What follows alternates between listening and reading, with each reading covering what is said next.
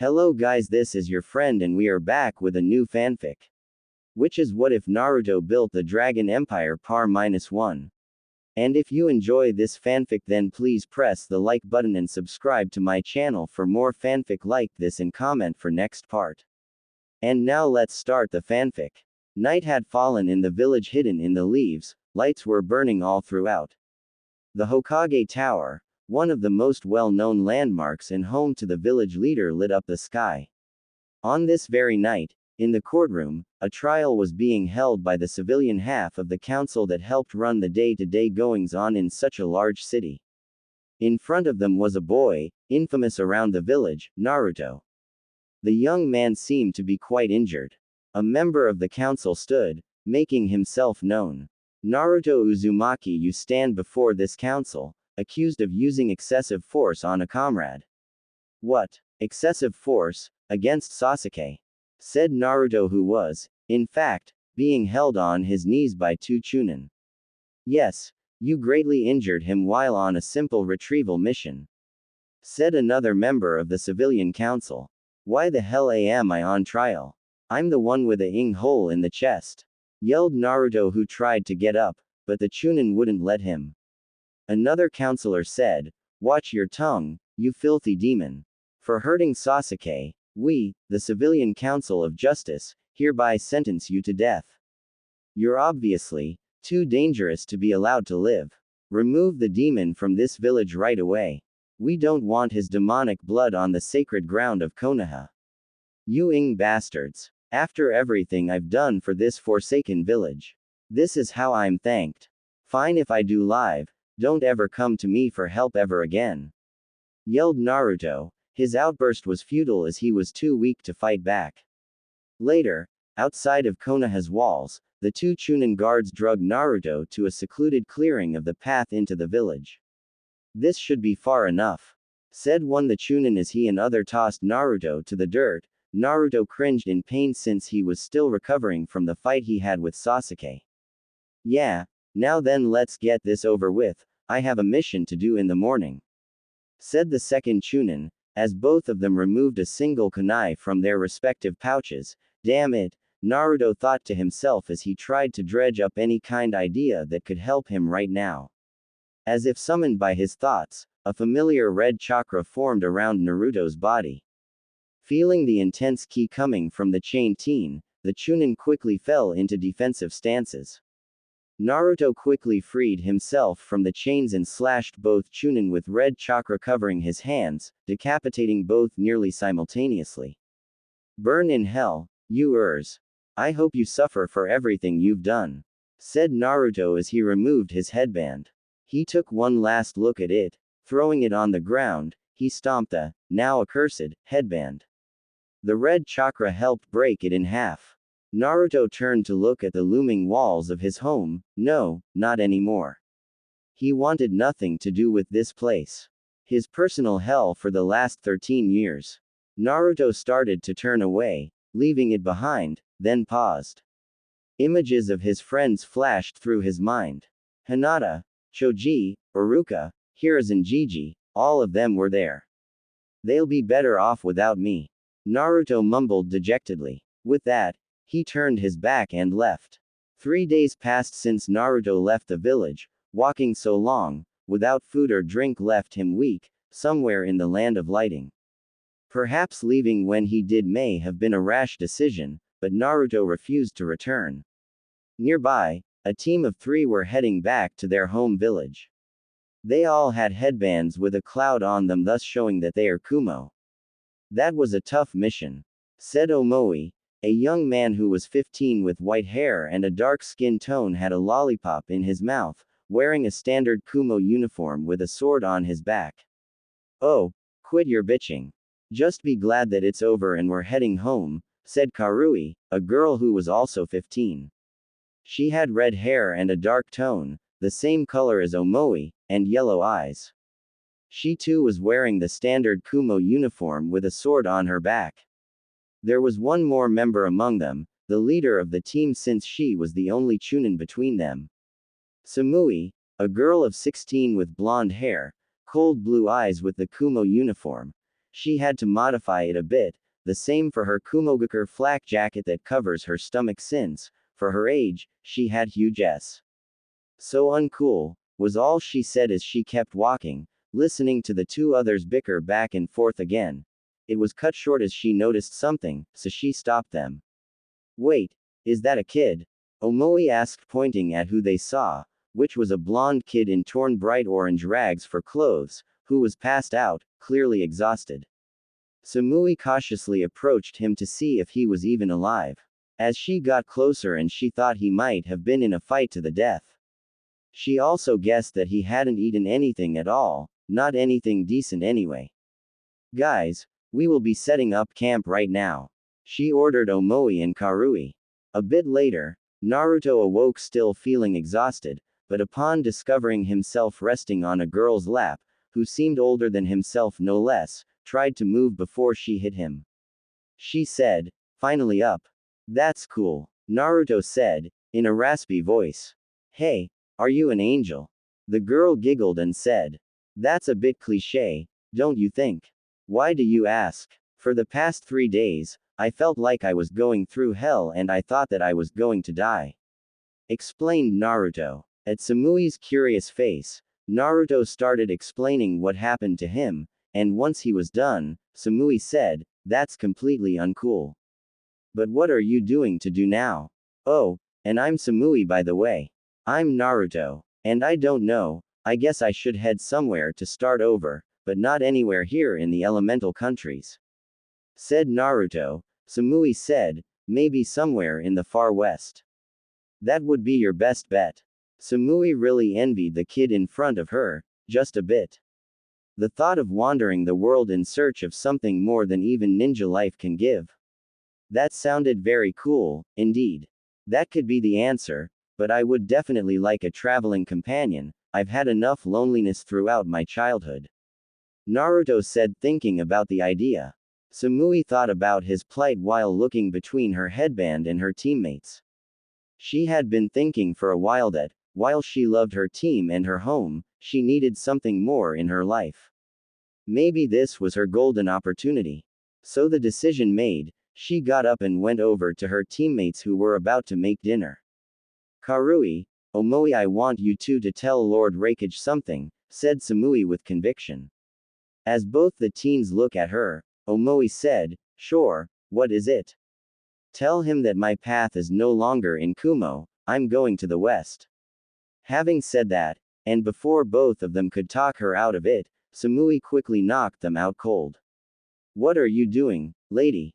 asked Naruto, as Samui turned to look at him. "You're going by yourself, and that would be uncool."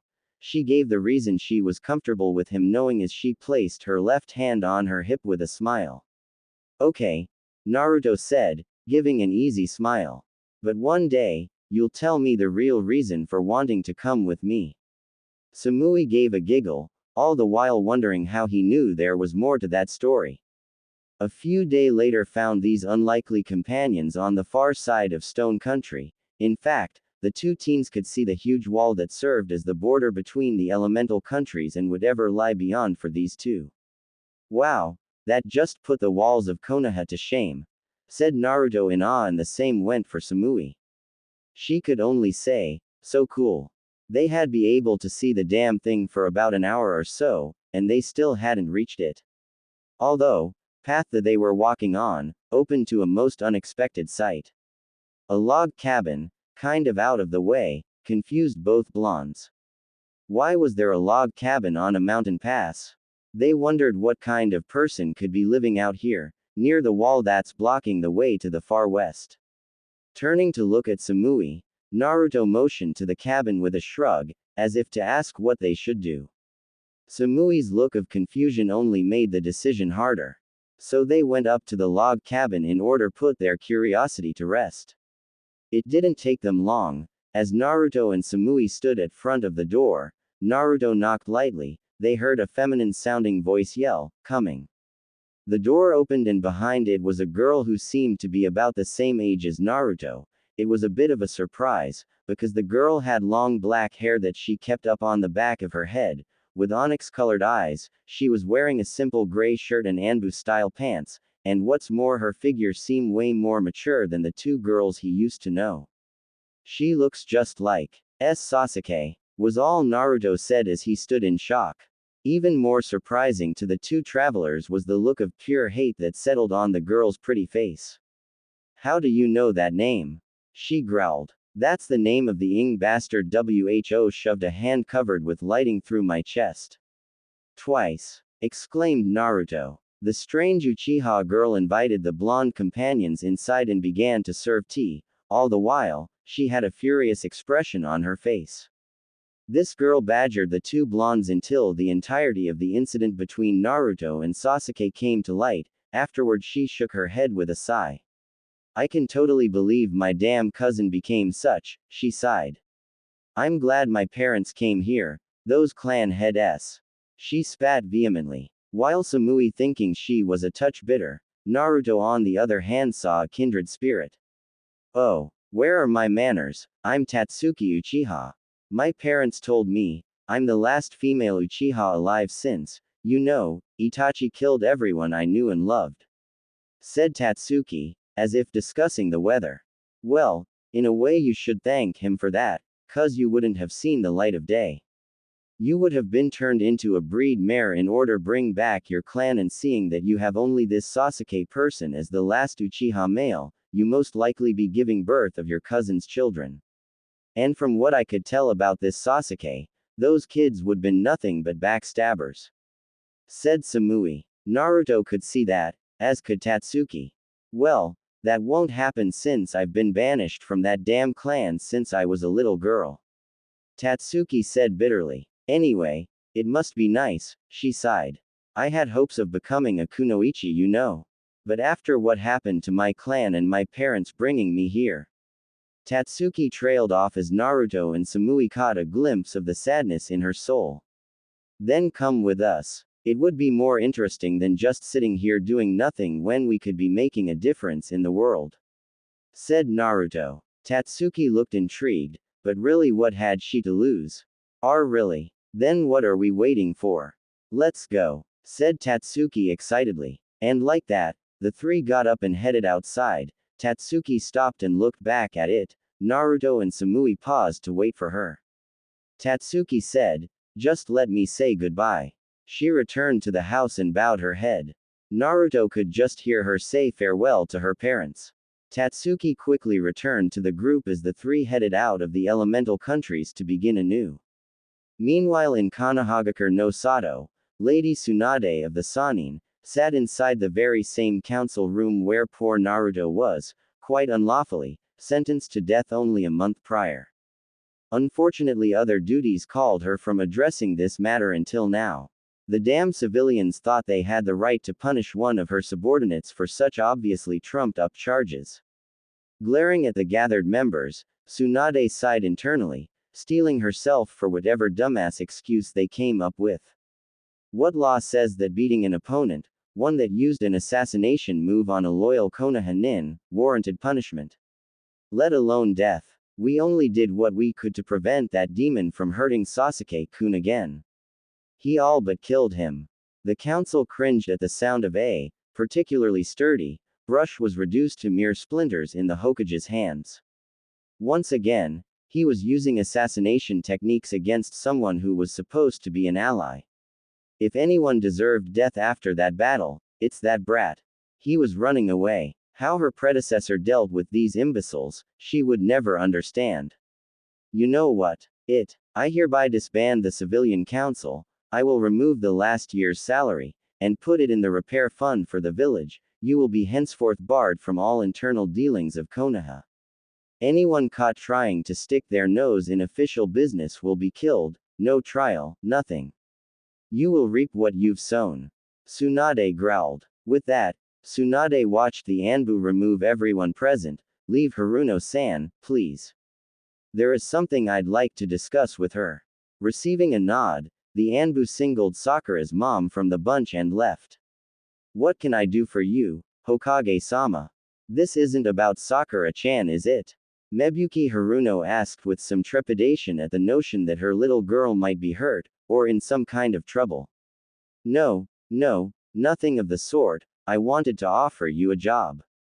As Hokage, I don't have time to look over everything that requires attention in the village. That was what the civilian council was supposed to do. They didn't. Half the paperwork that we cage deal with is civilian things that bore us to tears. I want you to find some like-minded people to form a new civilian council, people who will work for the betterment of Konoha, not themselves. Mebuki's eyes grew wide in shock. Her in charge of a better council. She didn't think that she was qualified for something so grand. Why choose someone like me? Surely there must be a better fit for the job. Tsunade sat there for a second. I have two reasons for picking you. Firstly, you have a daughter who is my apprentice, and I doubt that you'd risk her education just to better yourself. 2. I've never had an issue with you trying to undermine my authority. So I trust you to handle this responsibility. Mebuki's face went through a gauntlet of emotions as she listened to the village leader. She finally settled on pride as the praise of Tsunade set in. Right then Mebuki decided to do her damnedest to be worthy of that praise.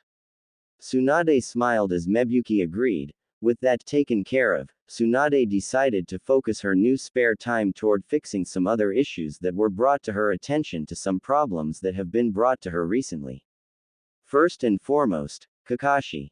At the same time in the Raikage's office, he slammed his fists into a wall, his infamous temper rearing its ugly head. And you two just let her go. He roared. Kamui and Omoi forced themselves to remain still as their leader turned a heated glare on them. We apologize, Lord Raikage. She knocked us unconscious as soon as she made her mind up. Omoi felt proud of himself for the lack of tremor in his voice, despite the rolling in his stomach. Useless. Both of you. He snarled. Samui was one of his best chunin he had and she had the audacity to just up and leave. E's annoyance only got worse as his brother, Killer B, decided to open his mouth. Samui felt the need to flee. Why would she ever want to leave the team of the great Killer B? And who would that be, that left with Samui? B rapped poorly, making everyone groan. Why you gotta hate? Y'all better get behind my rhymes before it's too late. He rapped again, making E's eye twitch dangerously. Must you rap every time you speak? E asked as his eye twitched more and Karui and Omoi wisely decided to move away. Yo bro, for one who's never been called slow, you need to learn to go with the flow. He rapped again, making E get a tick mark on his head. Yo bro, all that time lifting that weight just makes you hate. He rapped again before E activated his lightning armor and punched B out of the tower. E sat in his chair and sighed, idiot. He stated before seeing his broken window and pushed the intercom. Mabui. Get someone to fix my window. He shouted over the intercom before going back to his work, completely missing that Omoi and Karui had run for it. Time skip 6 years later, somewhere in the west. A man wearing a torn outfit that looked singed around the edges, slammed to the ground. As he took his unwitting rest, he caught a good look at the sky. Above him, he saw both an unbelievable and magnificent sight. 3 dragons and 3 phoenixes circled each other high in the sky. He glanced back at his attacker saying, "Damn you. I will kill you and those 2 bitches for this." His attacker was a 19-year-old blonde man with bandages around his left eye. He wore a black shirt with no sleeves, which showed his muscular frame, and a jacket that belonged to a, now deceased, assassin. Unfortunately, it was badly damaged. The blonde teen retorted, "That ain't gonna happen, Jonathan. Your army is gone, your allies no longer stand with you. As for your hot wife, well, she will be screaming out my name soon enough."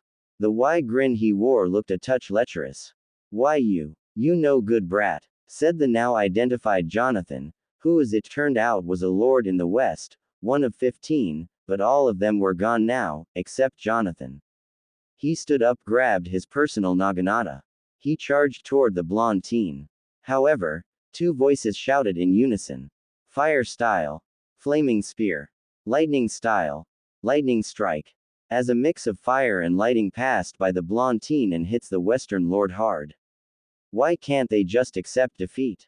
I will never understand. said a girl who seemed the same age as the blonde teen, who had long black that she kept in a ponytail. She wore a blue kimono that showed her double F cup S with a mesh undershirt along with a blue skirt that has a fan symbol on the back with skin-tight pants.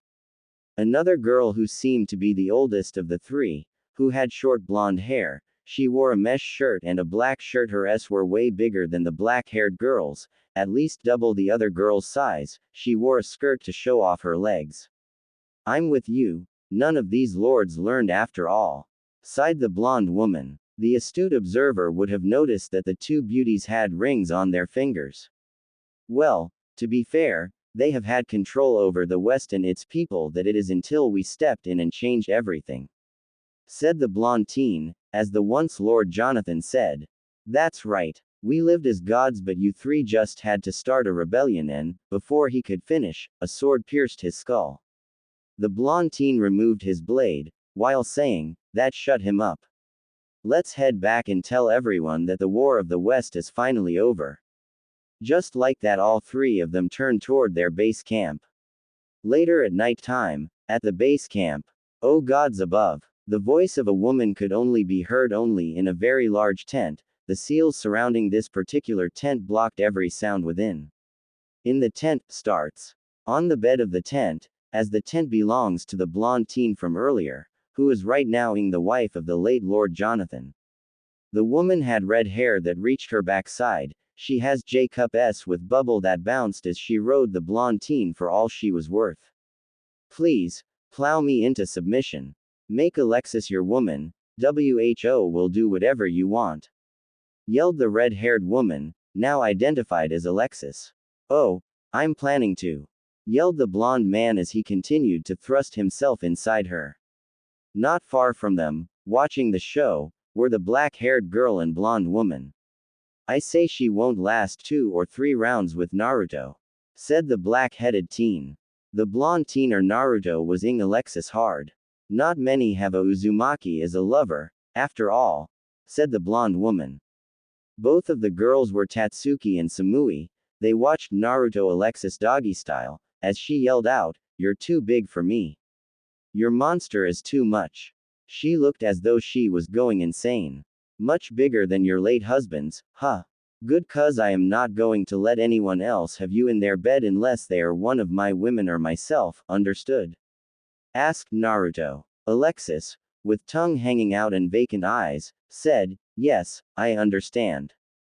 Because I'm yours now. Good. Now take my first load, yelled Naruto, who thrusted into her more and more until finally he came inside of Alexis.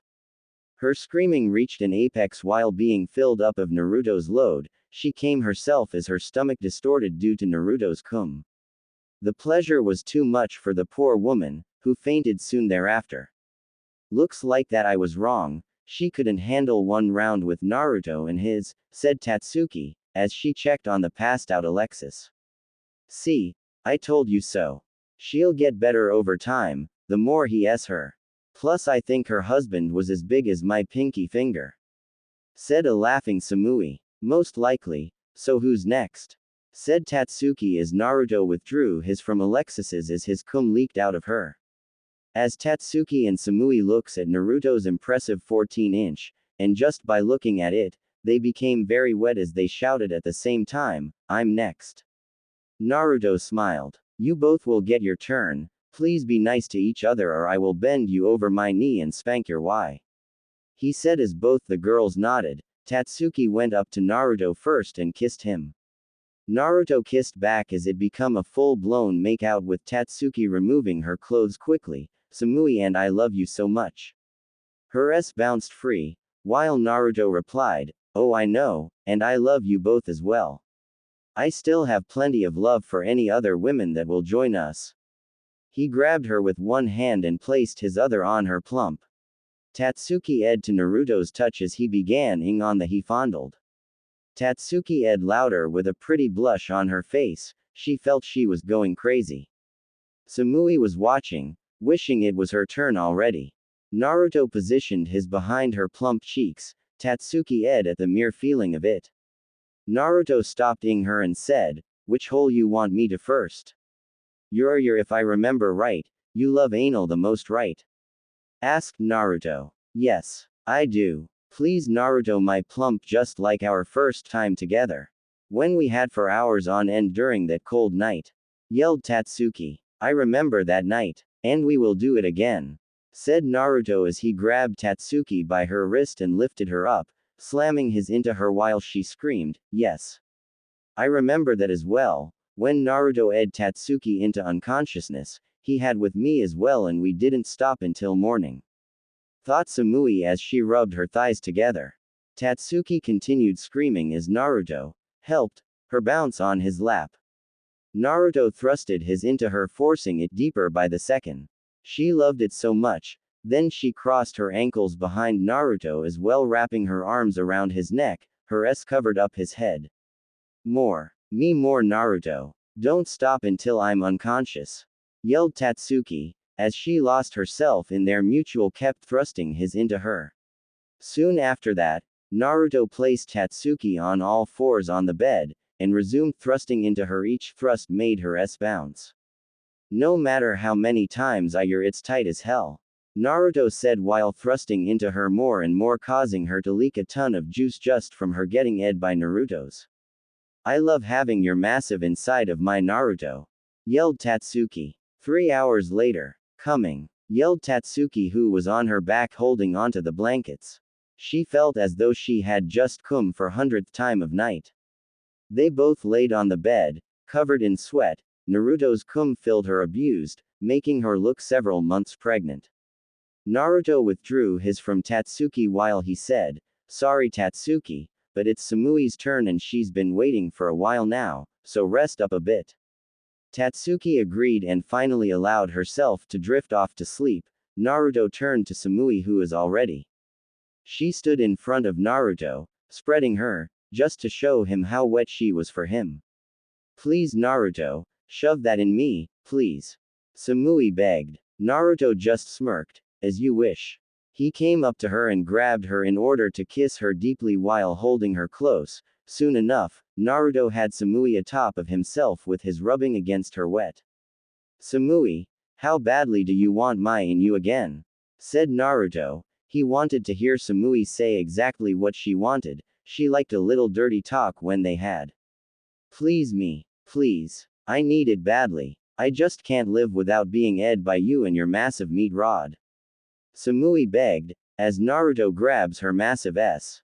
That's my busty girl, here's what you wanted. Said Naruto, who lifted her up and slammed her onto his. She yelled, yes, your wonderful fat is in me. As Naruto began thrusting his in her as it trying to reach for her womb. A few hours later, Naruto was laying on his back on the bed, his is getting a double tit by Tatsuki and Samui as they ing the tip of his for the cum that was leaking out. There were gallons of cum leaking out of they pussies and, so who is going to be in charge now that the lords are dead? Said Naruto. Samui answered while Tatsuki ed on his tip of his. Well, why don't you take charge Naruto?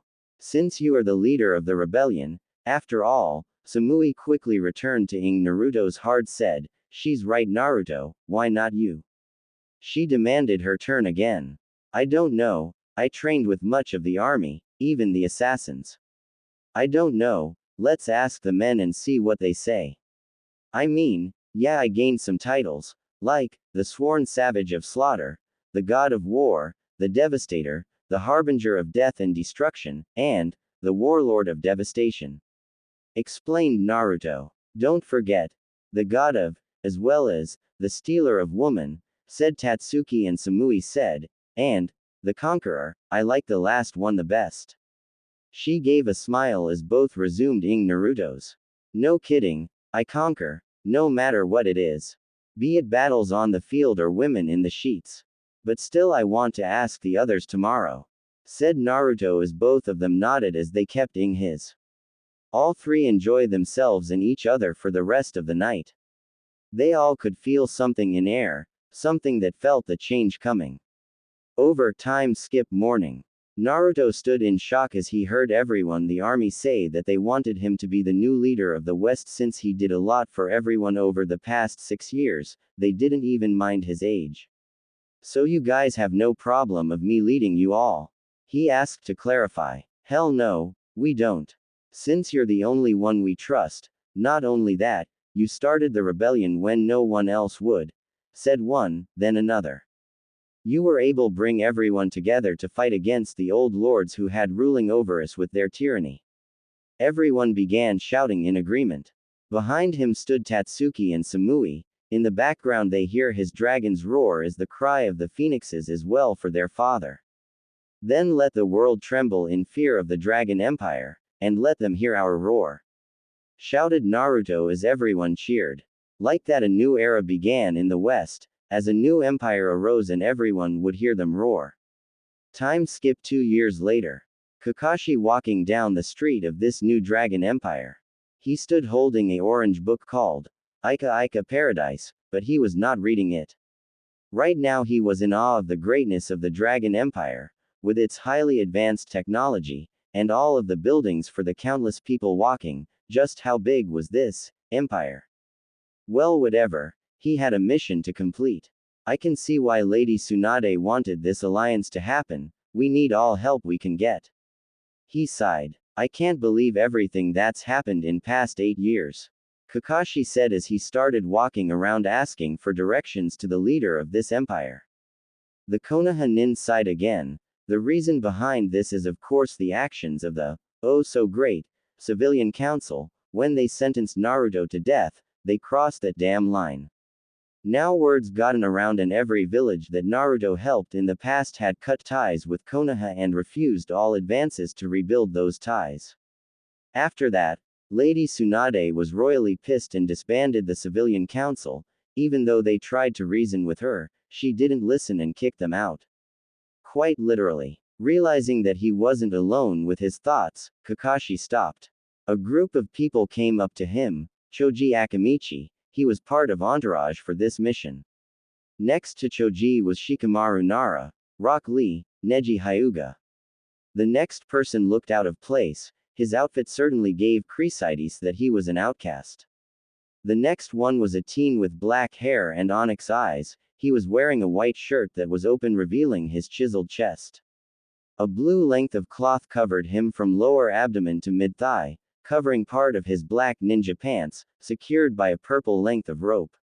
He was Sasuke Uchiha, and not far from him, even though he didn't want it to be so, was Sakura Haruno. Behind all of them was Kurenai Yuki, and right now she was angry toward the man next to her. Said man was Asuma Sarutobi, and he's trying to talk to Kurenai but she wouldn't listen. Kurenai, please let me explain, said Asuma. Kurenai finally snapped. There is nothing to explain. It's over between us. So shut up and focus on the damn mission. She yelled as she walked away from him. Everyone else was wondering about the Dragon Empire. I wonder what kind of person this emperor is, said Choji, as Shikamaru said, well, I heard this emperor has dragons and phoenixes as pets, but I'm sure it's just rumors.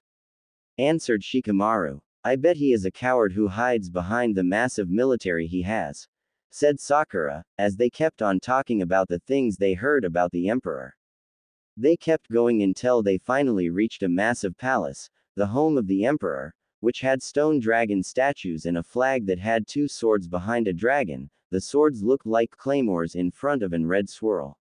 The doors were big and guarded. There were 2 people standing as others walked by. Kakashi broke off from the group and approached one of the guards, asking if they could see the emperor. The guard gave a curt, follow and bring your group. Kakashi called them and they set off behind the guard. I should be living here and ruling like only an Uchiha can, said Sasuke, and Sakura nodded obediently in agreement with him. That's right, Sasuke, she said vapidly, causing everyone to groan. They were very annoyed by that. The group watched as the guard opened another set of doors, appeared to converse with someone on the other side. After turning back to the delegation, he spoke. Wait here as I inform the emperor of your presence. I have to warn you all, you may only look at the women within, do not touch. Having imparted his confusing message, the guard moved inside. Shortly after he disappeared, the doors opened completely and allowed them to enter. The group of Konoha was shocked to see phoenixes on top of 3 thrones. Upon hearing 3 titanic roars in unison, the group realized that an equal number of dragons laid behind them. Then they noticed 10 women in bikinis wandering around and 2 sitting on thrones to the right and left of a larger, empty one between them. Those girls are so lewd. Walking around showing themselves off like that. And those dragons should be put down. Sakura glowered at the filthy women and beasts around. Though, most of her anger was to cover up her feelings of inadequacies. As everyone stared at each of the 10 gorgeous women around them, a voice called, "Hello there, you must be here to see the Emperor, I'm Karina." "It's nice to meet you," said a woman who had short purple hair and blue eyes. She's wearing nothing but a purple bikini that matched her hair, though the top could barely hold her double F cup S within. Another woman arrived and said, "Of course they are Karina, after all he's the Emperor and our beloved." She had long red hair and dark green eyes. Is she wearing a black bikini and her S are about a G cup? Winking at the group, she said, "Name's Bakura." "Makes sense, and because of that, he gets really busy." "My name's Nami, by the way," said a woman with long orange hair, wearing a green and white bikini as she has I cup size S. "That's Nico over there. But he's not busy for us though," Nico Robin said as she starts to laugh a little. She had long black with blue eyes as she had J cup S and she seemed a little older than Nami. She wore a white bikini. Alexis was also wearing a light green bikini. "I don't know about you girls, but I can't wait see him tonight. Oh, and I'm Alexis," she said with a blush on her face. "I'm Graphia," said another woman wearing silver bikini as she has silver hair with her J cup S bouncing. Turning to address Alexis, she said, "Tell me about it. He was doing me all night long last week," said with a blush on her as well. Nojiko with long light blue hair and tan skin. Is she wearing the same one as Nami's, but her S are double I as she? "Oh, don't I know it? I heard you screaming during that night. Name's Nojiko, by the way."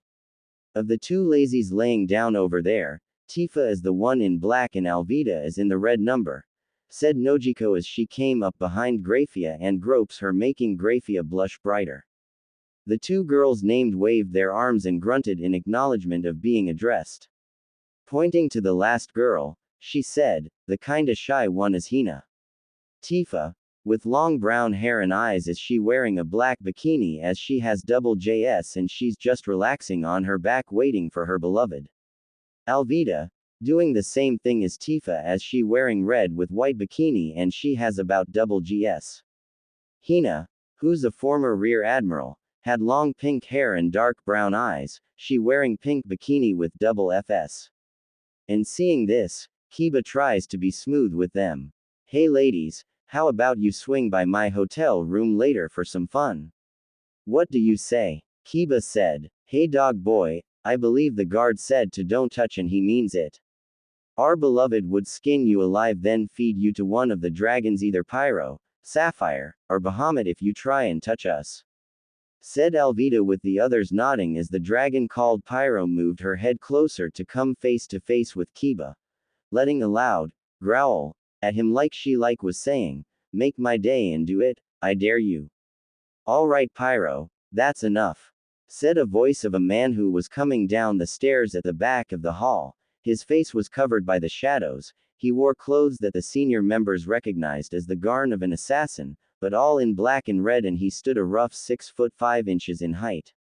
"You're the Emperor, I hope," said Kakashi as the masked man moved to sit on the big throne between the 2 seated women. The girls shout, "Beloved," and surround his throne with Nico Robin and Bakura sitting on his lap. He groped there, making them purr. "What a pig," Sakura thought. "Why are you forcing them to wear such outfits? You're not an emperor. You're a filthy pervert," she screamed. One of the phoenixes, colored a royal blue, moved and quickly pinned her to the ground with its talons. Said talons were uncomfortably close to her throat. "Easy Blaze," said the emperor. The royal blue phoenix moved its middle talon, but still pinned the frightened girl. The girls wear what they are comfortable with, and they like to show themselves off. "As troublesome as it is, do you mind if I ask your name?" Shikamaru drawled lazily. This many women had to be a big pain. Samui chuckled. He is called many things, the sworn savage of slaughter, the god of war, the devastator, the harbinger of death and destruction, and the warlord of devastation, though there is a title that us girls like best. As one all the girls chorused, the conqueror. They soon broke into a myriad of giggles, like the sound of wind chimes on a beautiful spring day. I see, I guess with those titles, said Asuma as he wonders why the emperor is wearing mask. That is right, and also how rude of mine, I forget to introduce my first two wives, said the emperor. Gesturing to his first wife, Samui, who was wearing a battle kimono with the empire's symbol on her right along with a pair of black pants. Her top was pushed out by her double J cup S with a mesh undershirt. She was also showing a lot of cleavage. The guys were looking at her with bedroom eyes, and she is ready to remove their optics by the nerves. My name is Samui, and if you keep looking at me like that with these uncool eyes, I will feed you to Bahamut since he just loves eating his meals whole. Obviously, due to the dragon's eager movements, she meant it too. The emperor then gestured to his second wife, Tatsuki. She now had longer hair the same as her onyx eyes. Wearing something similar to Samui's but gray in color, and she has double HS. Oddly, Sasuke felt like he knew her from somewhere. So, I am finally able to meet the people of village called Konoha. I'm not very impressed, said Tatsuki. The others, I understand, said Sasuke. Yes, they're not very impressive, but I'm whole other level since I'm an Uchi. Tatuki interrupted him, an Uchiha. So what? She asked disappointedly. How we could ever be related is beyond me. Tatsuki gave an exasperated mental sigh. Sasuke's right hand twitched, becoming covered in lightning chakra. He raised his arm at Tatsuki, a look of pure malice in his eyes. Naruto snapped his fingers and two shadow clones of the emperor appeared behind Sasuke with blades ready to kill him. If you make a move, I kill you, said the one of the emperor's clone as both of them had blades at Sasuke's neck, and the real one turned to Tatsuki and said, well, some of them are not impressive, but a few of them have potential. Like the woman with crimson eyes who looks mad as hell at something, or maybe someone, said Naruto. And like that he looked at Graphia and nodded to her. She returned it and moved over to Kurenai and asked her to follow. Kurenai followed this Graphia woman who led her to stand in front of the emperor. So, tell me, miss. Naruto paused. Kurenai Yuhi. She offered her name to his obvious fishing. So, tell me, Miss Yuhi. Why do you seem so angry? Naruto asked. Looking a tad embarrassed, Kurenai informed him that her ex-boyfriend had cheated on her and she found out last week. I see. Well, I could tell you this. There's always someone better that you could meet. Just give it time, said Naruto. Kurenai thought that it was very good advice, even if she was getting it from a man who has a lot of women. Kurenai returned to her group as Graphia returned to her spot. The emperor said, now then, what does the leader of Konoha want with the Dragon Empire? Asked Naruto. He waited for them to answer while his shadow clones still had Sasuke pinned down. Well, you see, Your Highness. Konoha desperately needs help as we no longer have any allies to call upon and clients don't request us, said Asuma, who began telling the emperor of the woes of his home. Naruto thought about these things as he looked toward the waiting Konoha group. Dragon Empire, throne room. The emperor, still thinking about of Kakashi, had told him, tell me One Eye, what do I get in return?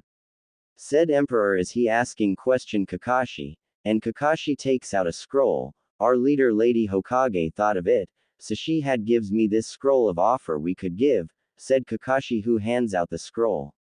Then out of nowhere, a whole arm appeared on the side of Kakashi's arm which surprised him. What the? Said Kakashi in a shocked tone in his voice as well everyone else in the Konoha group. Just give the scroll to the hand, said Naruto, who is thinking that this is funny. Oh okay, said Kakashi as he goes of what the emperor says. Since the hands gets the scroll from Kakashi, a row of more arms appeared as the first one passed it to the second, then passed it down until it reaches Naruto's hand. And he says, Thank you, Robin-chan. With Robin smiles, oh, you're welcome, beloved. As everyone of the Konoha group are wondering how she did that, Naruto opens the scroll and see of what the offer will be. In this alliance would like your army when called for. A marriage contract between Sasuke Uchiha and someone, hopefully an empress. Trade on undisclosed prices. The wife may have dual citizenships. C rank jutsus. Your medical resources and technology. And Sasuke Uchiha becomes the emperor's heir to his throne. Said Naruto, who is not happy at all knowing the elders are trying to pull a fast one. Who the hell do those elders think they are? Shouted Naruto as anger with his dragons responding to their father's anger. The group from Konoha except Sasuke are shocked by the conditions cause Sasuke was the one who asked for those conditions. So the leader of your village takes me for a young fool who has no idea of what I am doing. Well, either this was switched or your leader thinks that we can't rule this empire. Said Naruto as he throws the scroll toward their feet and Kakashi quickly picks it up and reads it. This is not what was discussed with me and the Hokage, your majesty. Please understand the elders are very power hungry and are not going to ROOOOOOOOOOAAAAAR. Pyro, Sapphire and Bahamut cut off Kakashi with roar, which shuts him up. Doesn't matter, Altair, Ezio, take them away, in separate cells, place all 7 men in one cell, said the Emperor, you can't do this. That's bullshit, yelled Sakura as Naruto say, can someone shut that pink hair boy up? Hina got up from where she was and went up to Sakura and swung her right arm toward Sakura's mouth and using her powers bound Sakura's mouth shut with an iron bar. Thank you, Hina-chan, now take them away. I have a trip go to as it can't be delayed any longer, Bahamut. Said the Emperor as the huge one of the three came up to his father. As Altair and Ezio take away the Konoha group toward to the cells while they are trying to reason with them. As the Emperor gets on Bahamut's back as the ceiling opens up and it's big enough for Bahamut fly out with his father on his back as they heading toward the island that's full of women called the Amazons. Time skip 2 days later, at the island of the Amazons. Naruto as he is riding on Bahamut's back as they are heading toward Amazon Island as he taking off his jacket, then his mask as he looks a big older now and has a scar on his left eye. He says, damn their elders, I have half a mind to burn them alive but I need keep a cool head since I have a meeting with the leader of the Amazons, right Bahamut? As he sees Bahamut nodding then lets light roar. Then Naruto sees the island of the Amazons, oh we are almost there Bahamut. I just hope the meeting goes well, said Naruto with Bahamut flying sooner. It didn't take Bahamut long to arrive at the island, and on the landing spot, Naruto sees a group of women armed with weapons as well having snakes hanging around them and in front of the group. A tall woman with long black with dark brown eyes as she wears a purple dress with Kuja designs on it and purple high heel pumps as the dress hugging her figure very well and the stop is hugging her massive J-cup S and what's more she's the only one with a huge snake as it's standing next to her. Her name is Boa Han, right? Said Naruto who gets off of Bahamut's back. Then the Amazon woman come up to Naruto with their arrows point at him but the Bahamut protect Naruto his father from them as he roars loudly at them and it scares them that some back off. Yes, I am Boa Han, conqueror. Said Boa Han and Naruto says, good, and also could you tell your warriors to lower their weapons or else Bahamut here will burn them alive and I really don't want that to happen, as he thinking that, she's crazy hot. Very well conqueror. Warriors lower your weapons. This male is here to talk, said Boa Han as she too doesn't want her people to be burned by the huge dragon. I have to agree with the not burning but he protects his father. As Naruto said that it shocked them all the dragon sees the conqueror as his father and one by one the warriors lower their weapons. And like that Han leads Naruto toward the place for them to talk in private, along with a couple Amazons going with them since they have to make sure for anything. At the private room, as Naruto and Han walks in with the 2 Amazon warriors stand guard outside, Naruto sits across Han as they begin the meeting. Alright, here's the deal for you Boa Han of the Amazons, I want you and your Amazons to join the Dragon Empire and you can still be the leader of your people but with a few things though, said Naruto in a serious tone. And they are what? Said Han as Naruto says. For one, if I call a meeting with the other leaders, you must also attend. 2. Please don't turn anyone in the Empire to stone since we do need them.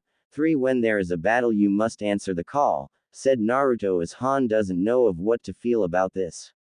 Then she tries to use Naruto's lust against him but it doesn't seem to work so she says, no I won't since you would forgive me because I'm beautiful.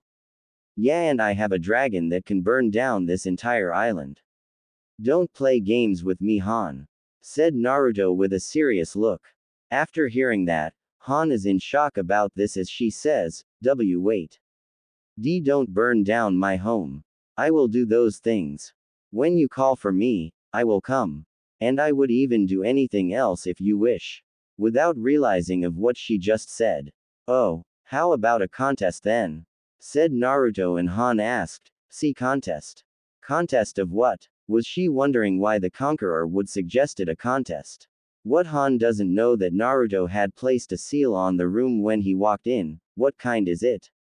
Naruto had placed a silencing seal meaning any sound would not been heard by anyone at all. A contest of endurance, said Naruto and Boa Han looked a little confused but she accepted with a nod of her head, and Naruto smiles, and let make it a bit more interesting, let's make it an endurance of and I will leave couple of bets, said Naruto with Han shock about this. Fine. I accept. Here are my bets if I win which I will. You and your empire will me and the Amazon Lily alone and never come back. Said Han as she thinking she should have back off. Naruto nods, but if I win, you will join the empire and you plus another Amazon become my women and mine alone, said Naruto.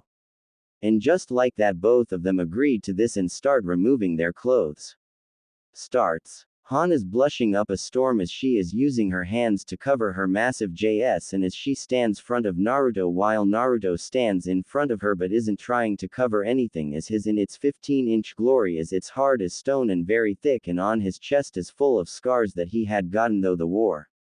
Boa Han is in shock about the size of Naruto's but she's unknowingly getting turned on as she thinking, that thing will destroy and break me if I let it but I have to outdo him and said the thoughts of Han.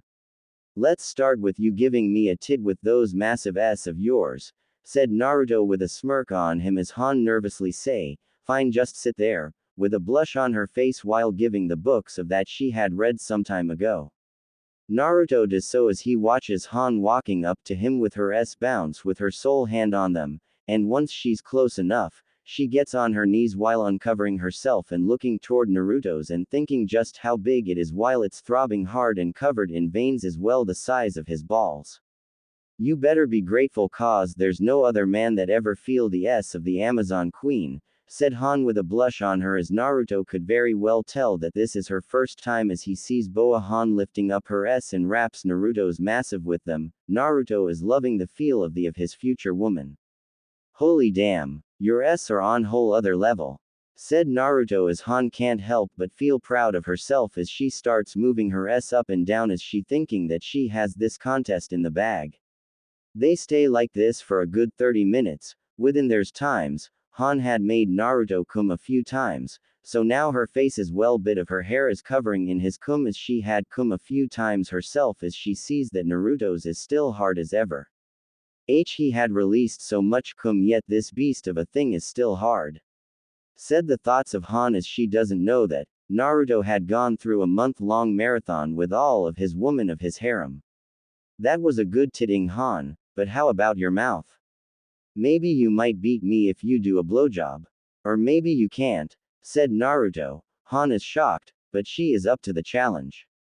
Oh I so beat you in this. Said Han as she lips her lips and takes Naruto's in her mouth.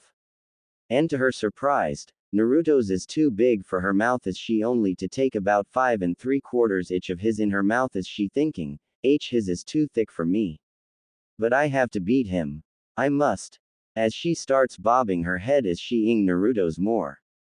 While Naruto is thinking as he enjoys Han's blowjob, she will be mine soon enough and mine alone, I can't wait to her brains out, as he really looking forward to ing Boa Han the Amazon Queen. An hour later, Han has been ing Naruto's, And she's ing it deeply after drinking an hour worth of Naruto's, with no sign of slowing down while trying to keep herself not stopping while Naruto is enjoying her deep throat his with both of them sweating a lot. Damn, I never thought you'd do this, said Naruto, who has his hand on her head. Han has started to lose faith of winning cause she could tell that Naruto isn't even tired yet, but it doesn't mean that she would give as she stops ing his and takes it out as Naruto's is covering of her saliva, coating it badly. Oh, what's wrong, Han? Said Naruto as he knows of what she has in mind, but he wants her to say it. I am not ready to give in yet. Said Han, who gets on Naruto's lap as she say, this for sure that I can beat you. Said Han as she feels Naruto's between her huge fat. Naruto smirks then spanks her watching it jiggle. Well, I love that you are fighting back, but it will soon be over and you will be mine. Naruto said, ready to put it in her. In your dreams. Said Han as she lifts herself up and has Naruto's tip part of his aimed at her as it leaking out a lot of her juices. Now get ready to lose, conqueror. 'Cause I boa Han have you beat. Said Han, who will soon forget their works as she slams onto Naruto's as it went inside of her virgin. Oh great goddess. It's so huge. Yelled Han, as blood dripping onto Naruto's as Naruto is liking the tightness of Han's. My god, you are tight. Well, I will say this now, I am the first and only man allowed to touch you and you as well. Said Naruto. I'm not yours. Why yet? I haven't given up. Yelled Han as she starts moving her hips as the of Naruto is going in and out of her with her screaming louder and louder with each impact. Oh, we will see about that. Said Naruto, who grabs her hips and holds her tight as he starts thrusting into her rough and hard with boa. Han screams even louder and right there, her fate is sealed. Time skip many hours later. With many hours passed, as the contest continued on with them doing so many positions that they could do and more. And what's more, Boa Han, the leader of the Amazon woman, the most beautiful and strongest woman among them, had, yes, me more with your beast of a. Give in to Naruto as her legs are up against her body and with her arms wrapped around her upper leg and her back to Naruto with his hands on her legs, with Naruto ing her more and more. Well, it seems not even the mighty Boa Han can resist my. Well, I won. That means you and another Amazon are my for the rest of your lives. Do you like the sound of it? Naruto said with a smirk of victory. Yes, my beloved. I'm yours forever. Me any way you want. And so well the other Amazon woman. Han yelled, who has her eyes rolling upward and her tongue hanging out of her mouth, while Naruto is thinking. But I'm surprised that she could last this long, since normally when a woman, they don't 1 or 2 rounds with me. Amazon woman or something else, said Naruto in his mind. Time skip an hour later. Naruto is putting on his clothes while looking at cum covers inflated Boa Han with cum leaking out her in. I had a great time, Han. Let's do this again real soon, but for now I'm heading back, and also there's a meeting coming up and I'd like see you there, okay? Said Naruto as he hears her say. Why yes, be beloved. I will be there. While feeling Naruto's cum in her as well on her as it feeling nice and warm and she loves it greatly. Good, was all Naruto says as he walks out of the room. 3 days later. Naruto is he riding on Bahamut's back as they arriving at Empires as the roof opening in order for Bahamut land inside the throne room. Meanwhile with Konoha group in the holding cell.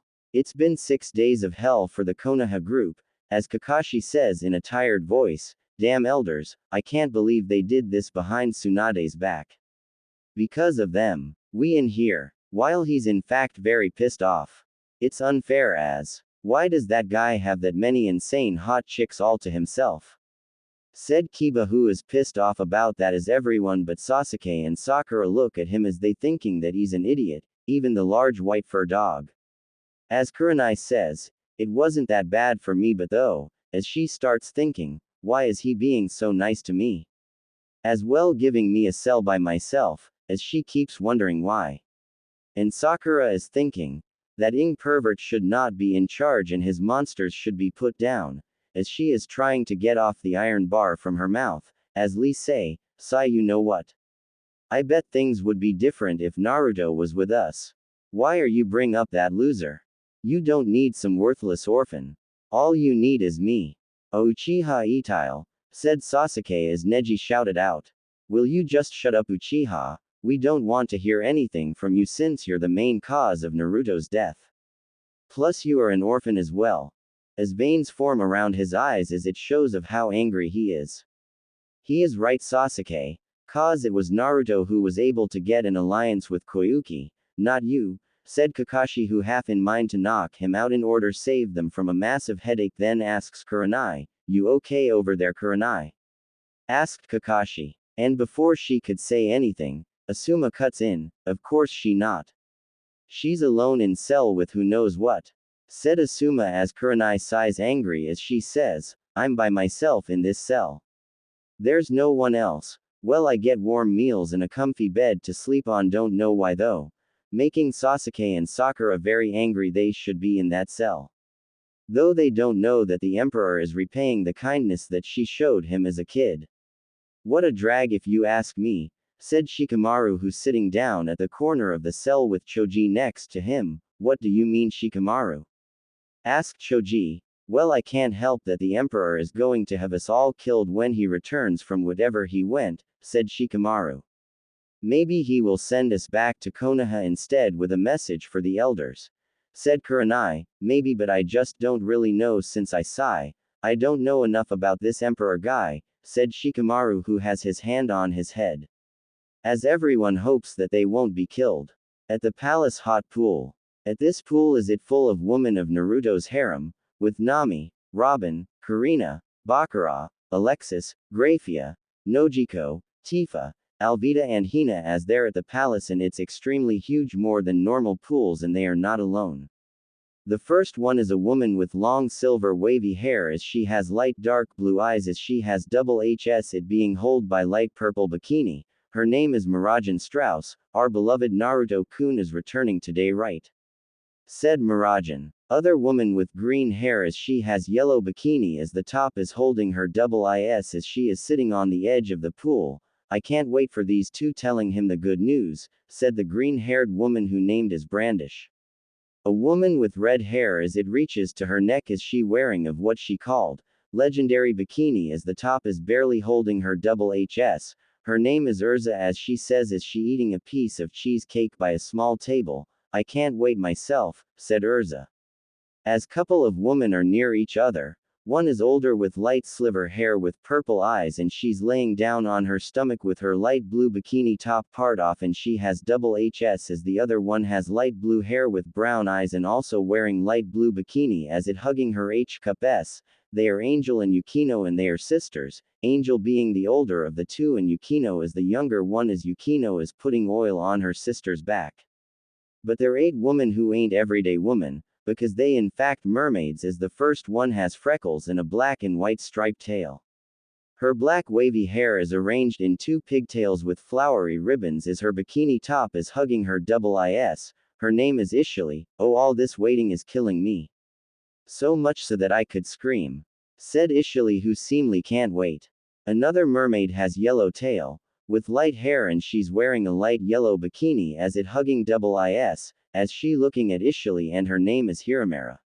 Sarah has brown hair and has tail with 2 shades of purple as she wearing a yellow bikini with blue flowery straps on her double ES as she says while wearing her headset, huh? What's going on? With a question look on her face. Maro has long, flowing blue hair, with a yellow flower attached to the right side and blue eyes. She wears a revealing purple flower pattern bikini on her double GS. Her fishtail has the color of pearl blue as she says, I wonder how the little ones will look like. Adele wild curly hair that reaches past her shoulders, and has dark skin and pink lipstick. She wears a bikini top with a leopard skin pattern as it barely holding back her double HS, and her tail is red in color with several zigzag patterns. Well, for humans they will look like their parents, but with a human father and a mermaid mother, how would they look? She asked. Filin's clear blue almost white tail which has an agglomerations of white dot-like markings. Her pink somewhat frizzly hair opens wide as she wearing a red bikini as it hugging her double GS. You do have a good question there, Adele, as she is now curious. Sora, who possesses long blonde hair, and light green tail as she has clam as her bikini and it's somehow holding back her double GS as she thinking about it. Well, I hope they get beloved's kindness, said Sora. Then they notice that they're one missing. Yeah. What do you think, Madame Chiarly? Said all 7 mermaids. As the one called Chiarly says, who is the tallest mermaids? Maybe so, but they would also Naruto-kun boy's strength as well. Is she in fact on a chair? Is she a huge mermaid? Is she has a tail that of a mako shark? Is she wearing a light hoodie? Is it showing off her massive J-cup S? After all, that's how he won my heart, said Chiarly with a blush on her cheeks. Plus, if you are wondering what a child between a human and mermaid, you can just ask Kokura, said Chiarly as she still blushing, since she has a half-human and half-merfolk child after all, said Chiarly as another group of women walk in. Khalifa, who has blonde mid-short hair as she has pullback and she's wearing white with bubble one-piece bikini as it hugging her double FS, those seals that our beloved Naruto-kun has made her a godsend. Demaria, who is also blonde hair, her wavy and cropped short as she wearing gold bikini as she has double HS as she says, I forget you have eaten a devil fruit it s that you can't swim in the sea. But that seal helps you, that is good. Samui, who is wearing gray bikini as it hugging her double J cup S as she says, I found out that Naruto-kun is back and coming here in a bit, as she informing the ladies at the pool. Tatsuki, is she wearing a black with flames bikini with her double H being hugged by it? That's right. So I have to ask you girls to hold it until he hears the news, is she looking at all of them. Juvia, who has blue hair and midnight blue eyes, is she wearing blue bikini as it hugging her double FS? Juvia don't know if she could hold it in, said Juvia. Hisui, who has dark green hair, is she wearing white bikini with her FS hugged? I will help her out on that, said Hisui. Biska, who has long green hair, is she wearing dark red bikini to hold her G cup S as she says, me too, since Juvia does lose a bit of control of herself when she sees Naruto-kun after all, said Biska with a smile on her. Flare, who has red hair with long twin tails, as she has a nervous look on her as she wearing a one-piece bikini as it shows her triple FS as she says, I am nervous to see Naruto-kun again, as she blushing because she had her first time of having not that long ago. Jenny, with long blonde hair and shiny blue eyes, is she wearing a bikini with black and dark side with butterflies on them as she says, so, I have the feeling Naruto-kun finally had you screaming all night long during your first time, am I right? And Flare, who is blushing even more. Shaki, who has short black hair, as she smiles then says, Jenny, please leave Flare alone, after all, you were in the same as her when Naruto-kun had his way with you during your first time, as she wearing a dark purple with spiders on them bikini as it hugging her double IS. Passa, with long darker shade of purple hair color, as she wearing blight white bikini hugging her double ES as she has a figure of a danger, weren't we all Shaki? Hell, even I still blush at that memory. Vivi, who has long light blue hair, as she has double GS with green bikini for her to wear, as she blushing badly as she remembers her first time with Naruto. Oh, that was a lot of fun, but I did get tired out like all of us, but he was so loving. Kana, who has midway brown hair, as she wearing her light pink bra and panties, since she didn't have any bikini it shows off her G cup S as she says, he and I drank so bad that we end up having, and boy did he make me cum so many times, with a blush on her face. Pakura had dark green with orange bangs hair, as she has double GS with a black with Suna's mark on the bikini, as she along with Tamari, who has sandy blonde hair with 4 ponytails and teal eyes, as she wearing sandy brown bikini with also Suna's mark on it, as she has double GS, remember that they had with him. But they are going to change the subject like, oh, I heard a group from Konoha are here, why are they here? Said Pakura as Tamari wonders about it herself. Robin says, oh them. Well, they came and, she tells them of what happened at the throne room 6 days ago, and all of them get really angry of what Robin had told them. There's demanding things from Naruto like they own him or something. Said the pissed Tamari, and so are the others, but it went away when they hear. Now ladies, just let it go alright. Said Naruto, who come up to them as he wearing just his shorts, and all of them yelled out, Naruto-kun. As Naruto smiles at them. Then a woman with long black wavy brown with light brown eyes, as she has double IS wearing a bikini with flowers on them, as she says, Oh Naruto-kun, I have news for you, said the woman who named it Viola as she come up to him as do Samui and Tatsuki as they say together, you too. And Naruto, well hold on to that cause, guards, said as he calls for the guards as they come up to him. Bring the prisoners here, I have a message for their leaders. The guards nod and Naruto looks back at his girls and says, remember no saying my name. They nodded. Good, said Naruto, a masked helmet from a seal that Naruto has on the table that Shiarly is at, and before he puts on, hey Shiarly-chan, how are you doing? Said Naruto with Shiarly blushing. Good, just missing you, said Shiarly. I know, and I will be seeing you today, Shiarly, said Naruto, who put the masked helmet on as Shiarly blushing like crazy. Anyway, have you girls seen Grafia? Said Naruto with the masked helmet on. Nami just notices that Grafia isn't here. Wait, she was here. Where did she go? Said Nami, who wondering where Grafia went, but then, sorry everyone, I had to go to the restroom cause I'm not feeling well, said Grafia, who coming up to him. Which is Samui, Tatsuki and Viola somehow know why. Are you okay, Grafia? Said Naruto, who is worried about her. Kind of, I just been like this for a few days now, I just don't know why, said Grafia. Tatsuki says, I think I know what is going on with Grafia cause it's something me and Samui went through 2 weeks ago, as Samui and Viola says, me too. Then that means, she stops herself as she looks at Tatsuki and Samui, who nod to her, and Naruto is confused, what do you mean?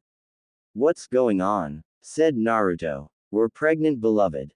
The three said to Naruto, and Samui says, and so is Grafia. Naruto just stand there while all 4 pregnant ladies wait for Naruto to say something.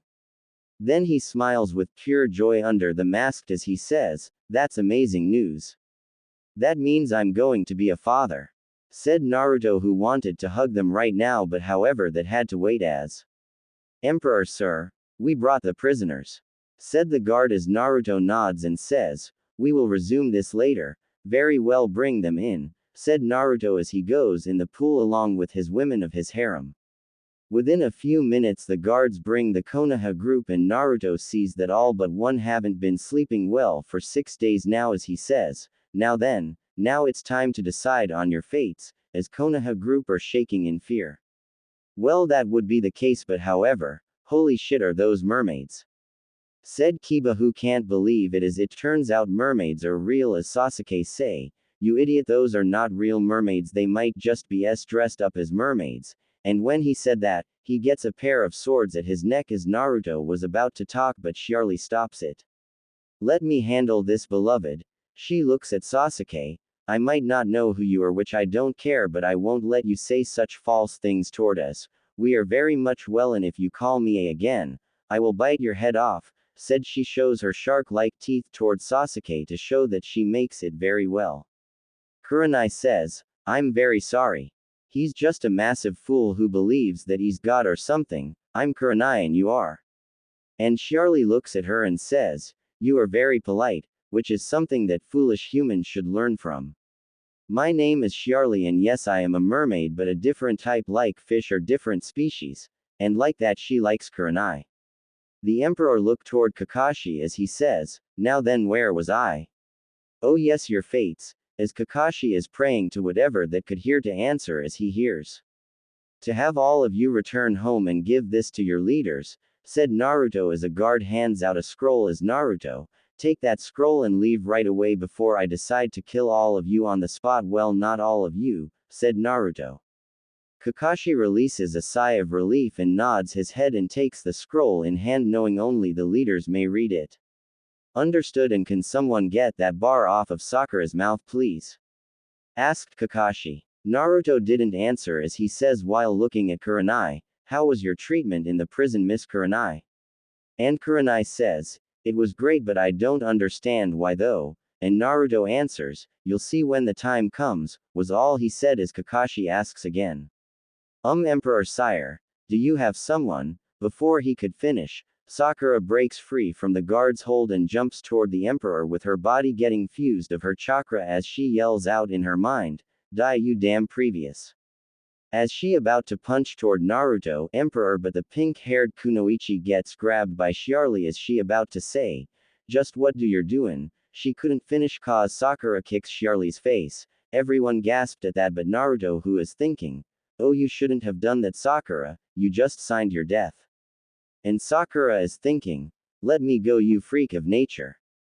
And that would be the last thing she thought of cause. Shiarly looks towards Sakura with anger in her eyes. The next thing Sakura knows is that there are sharp teeth are going into her neck and chest by a very pissed off shortfin Mako shark mermaid.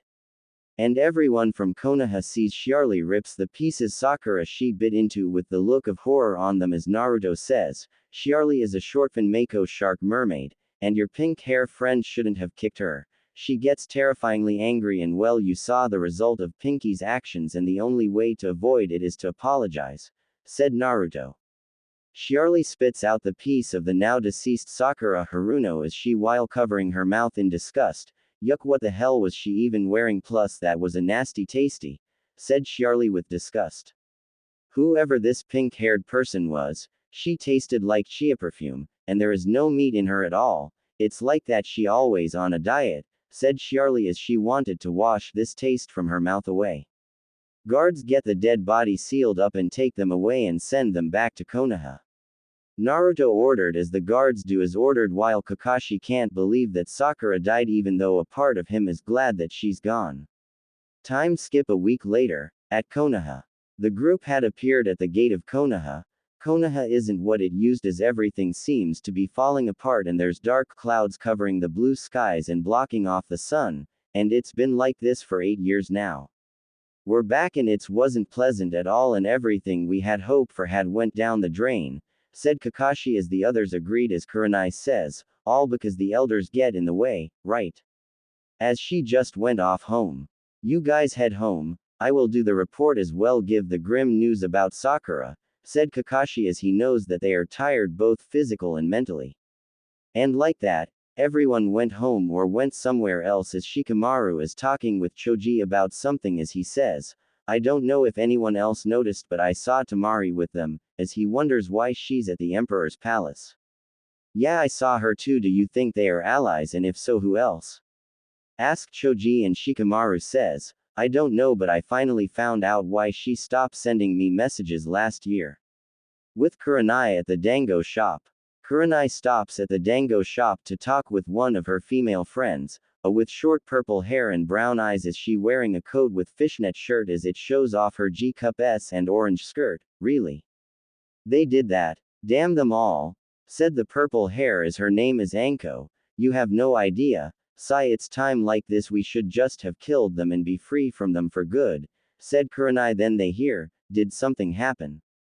said a woman with short light brown hair as she wearing black shirt as it hugging her triple F cup S and silver skirt. She is a Yame who normally works at a ramen shop with her father but it's her days off. Meanwhile at the Hokage Tower. Tsunade looks at Kakashi and asks, "So Kakashi, how was the mission?" Even though she could tell that Kakashi has the look of bad news, the mission went badly, Lady Tsunade, said Kakashi as Tsunade placed her arms under her massive J-cup S. "What happened, Kakashi?" said Tsunade as she knows that she going drink hard after this, and like that Kakashi told that how it went from nice and easy to horrible, as it starts with the scroll that the elder had replaced hers with. What was heard around the village? They had the nerve to interfere the mission. That's extremely sensitive because the Emperor of the Dragon Empire is a hard man to please and WHO is known to destroy his enemies without a shred of mercy if he pissed enough to do it. Plus rumors have it he has dragons, phoenixes and giants in his army. Plus it is said he has walking cannons. Said the pissed off Tsunade as Kakashi doesn't know of what to do. And as if it wasn't bad enough, the door opens up and three elderly people come in. They see that Kakashi had returned from the mission, so was the mission a success? Asked Danzo as the other two say, "Of course it must have, since who won't have the Uchiha to be the next heir to the throne," said the elderly man with glasses, and the elderly woman says, or that he would gladly let his empress to be married to Sasuke Uchiha, as all three of them doesn't know that it went badly because of what they did. The next thing the elders know is the desk of the Hokage flew right past them, embedding itself into the wall. Do you three have any idea of what you just done? Because your interferences with your forsake offers. The Emperor of the Dragon Empire is enraged, said the pissed off Tsunade, who's about to kill them right now. What do you mean? It should have been foolproof, said the elderly man. I agree, Sasuke would been a very good heir to the throne, said Danzo, and the elderly woman. That's right. I just don't understand why anyone would have someone like Sasuke to have, said. Then you don't know the Emperor at all. The man who united the whole West together doesn't care about who Sasuke is or where he comes from, said Kakashi as he remembers the stories that he heard when he was at the West. And what's more, I have another thing else to report in and give you something, Lady Tsunade, said Kakashi. Tsunade says, what do you mean you have other report? Did something happen? As she feels for some reason, a heavy feeling on her. Yes, and it's about my old student, Sakura Haruno, said Kakashi as the image of how Sakura died plays in his mind. She tried to attack the Emperor, and one of his women, who is a mermaid, a shortfin mako shark mermaid to be exact, grabbed her, and Sakura was foolish enough to kick her, which did not end well. The mermaid took a good chunk out of her, killing her. As he said that, he pulled out the scroll with Sakura's body and unsealed the body, and they saw what he meant. It seems mermaids are real and live in the West. Tsunade looks at the likeness body of Sakura as she looks at the elders. This is the result of your so great plan. A young Kunoichi is dead because of your three, said Tsunade, who getting more angry while the elders just don't know what to feel about this. Then Kakashi takes out the scroll that he was given to and hands it to Tsunade.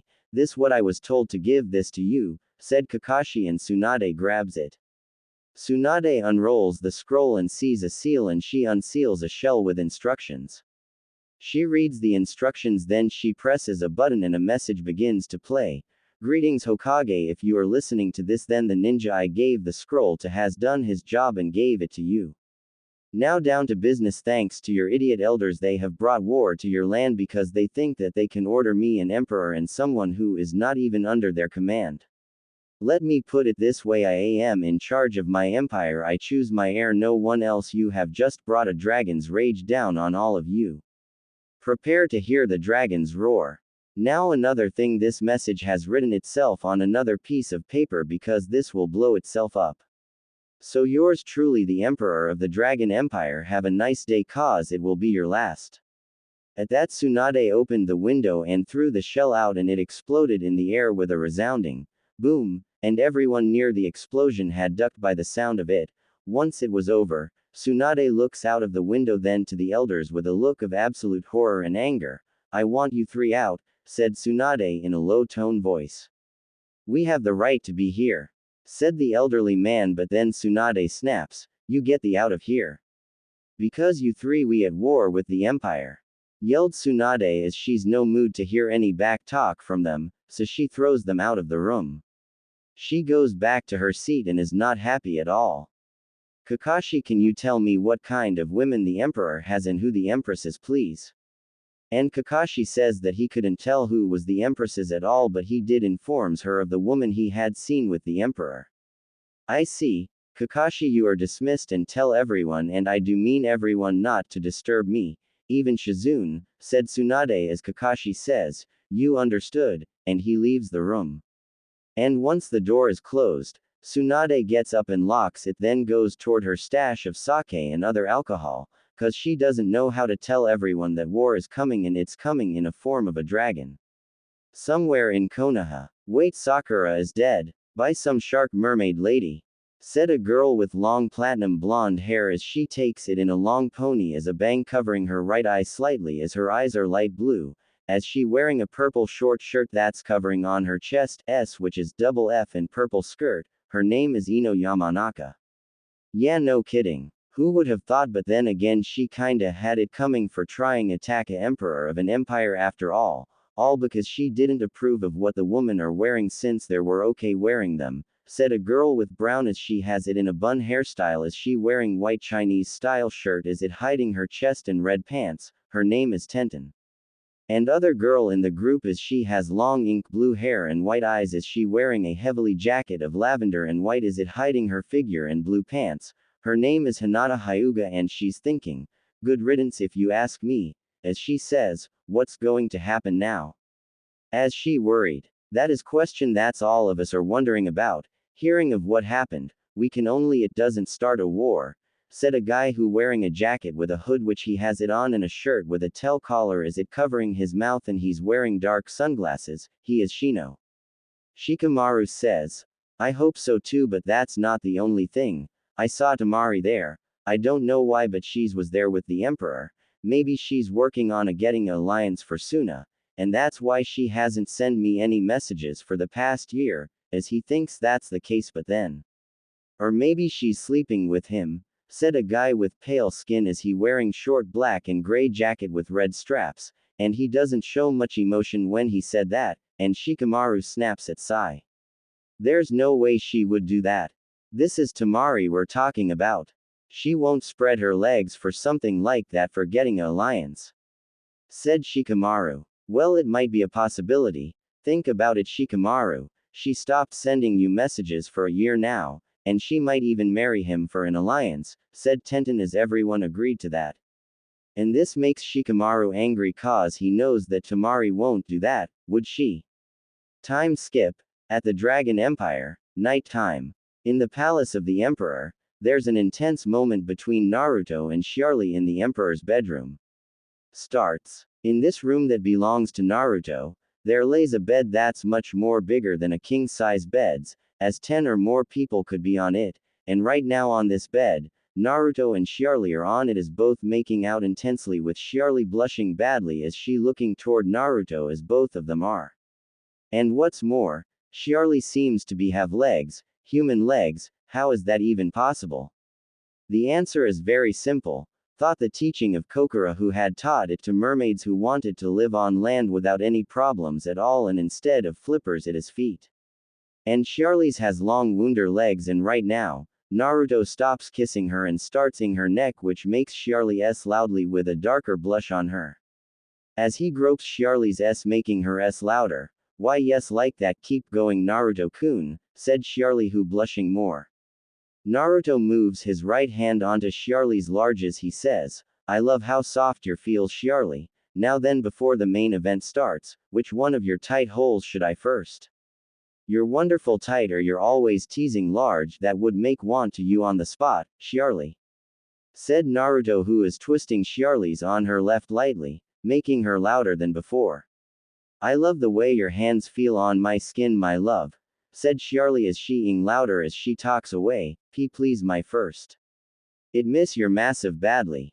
Please I need it be. Said Shiarly as Naruto keeps twisting her left more. And says, and you will have it again cause we will go at it all night long, as Naruto lets go of her Ondine order grabs her long legs and holds them upward in a V position, and that making Shiarly blushing even more. This reminds me of our first time together, said Shiarly and Naruto nods in agreement, me too you were still why then as you are now no matter what even if you are pregnant you will always be why to me. Said Naruto and Shiarly replies by saying, then put one in me. And like that, Naruto smirks and slams his into her and Shiarly screams the loudest as she can as she feeling Naruto spreading her walls wider as she yells out, you're so huge. I could never get used it. But I love it so much.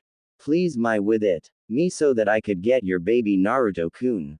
As her s bouncing by the impacts that Naruto makes with him thrusting like a raging bull. Oh I would love to have a beauty child with you Shiarly-chan you will have my child it may not be today but someday, you will be pregnant with my child someday soon. Said Naruto who thrusting his into Shiarly's insides as it reaching toward her womb as she screaming louder and louder. Soon after that, Naruto is now on his feet along with Shiarly as he thrusting into Shiarly's as it going in deeper than before as she yells out of how much she loves him as hearts takes shape in her eyes as both of them start sweating. Then Shiarly yells out, En Naruto-kun. I'm about to come. At that moment in time Tamari walks in. As she says, could I join in? Shiarly. Naruto-kun. as she wearing nothing at all as Naruto makes Shiarly come badly with her yelling out, coming. Then Naruto looks at Tamari while his is still inside of Shiarly's as the juice coating his. It's up to Shiarly-chan, Tamari-chan, so Shiarly-chan can she join us? Said Naruto while he looks at Shiarly waiting for her answer as she breathing with a blush on her. She may join. Said Shiarly as she recovering from coming and Tamari smiles as she quickly come up to them and right away kisses Naruto deeply while blushing badly.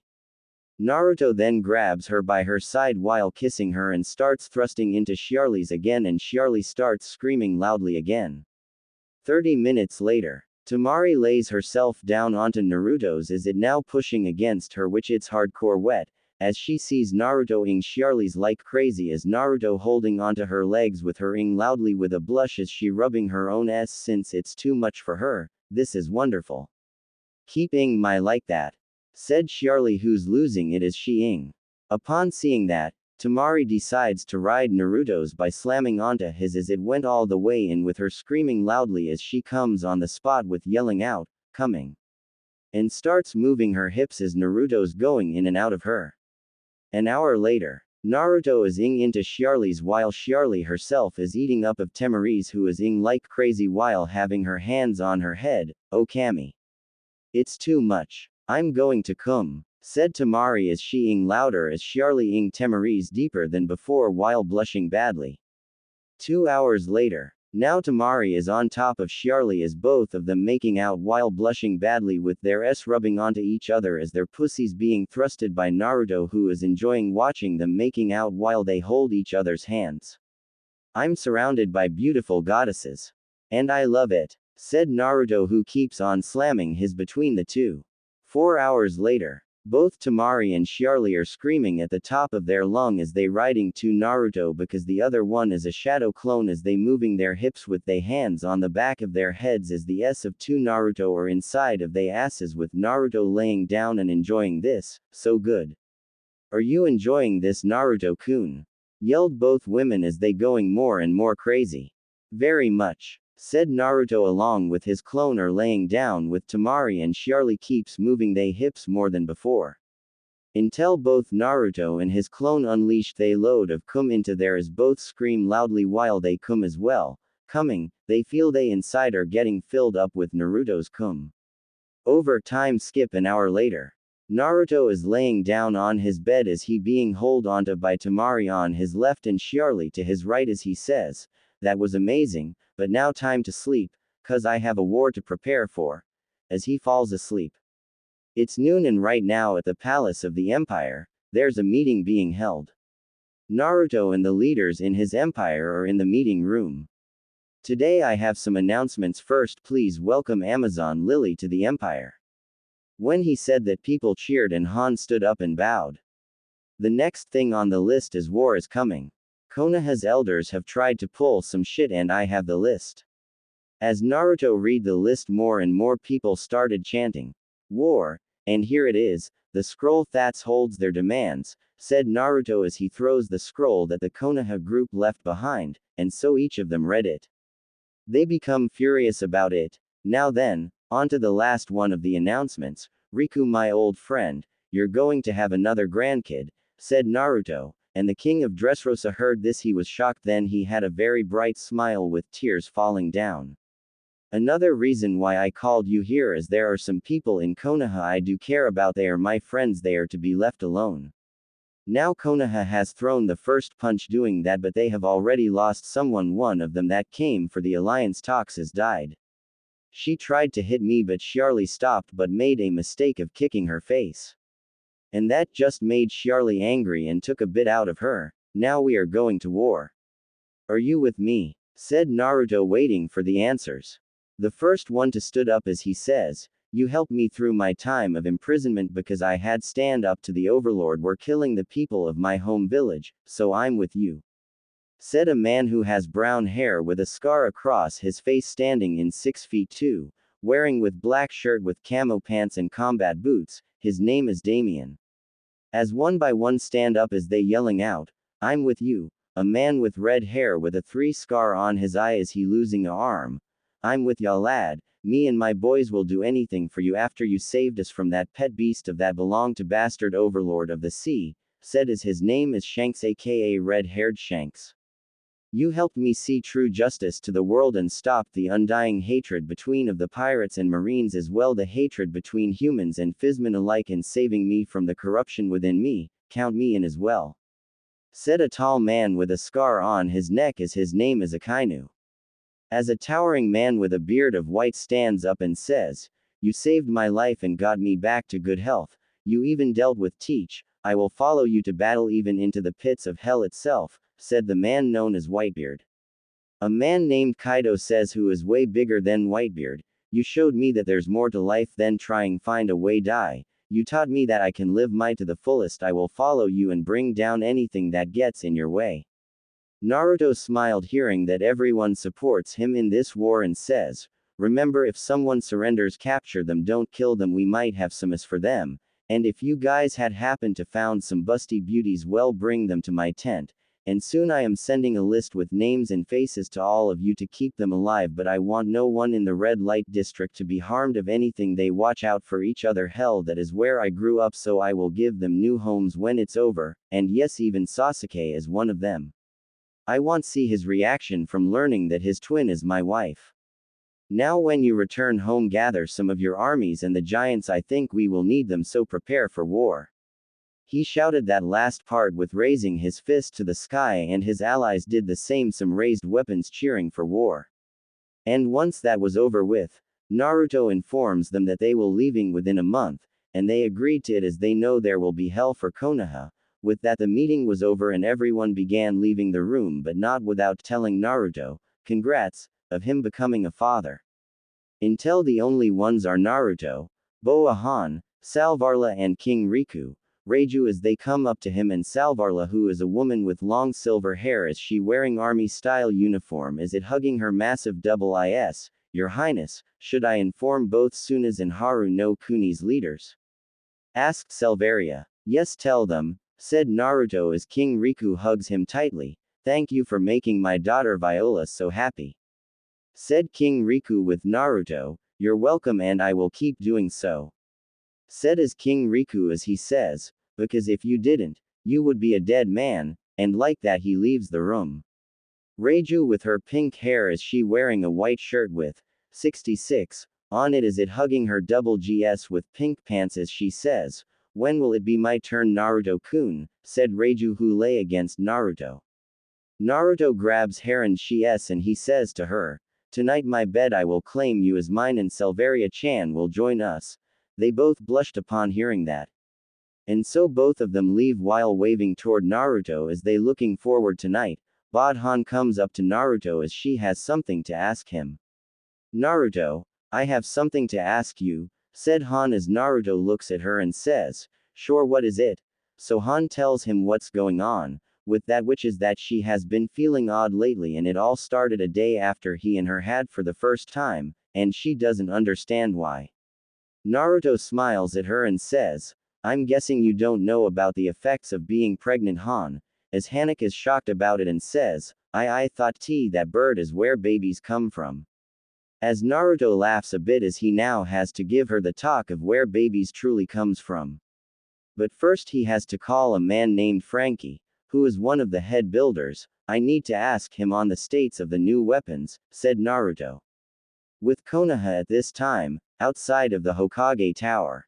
Everyone are standing outside of the tower of the Hokage as everyone are wondering of what is going on and why is everyone are here. Everyone I need your attention because this unbelievably important that all of you need to know, yelled Tsunade who's appeared on the top of the tower.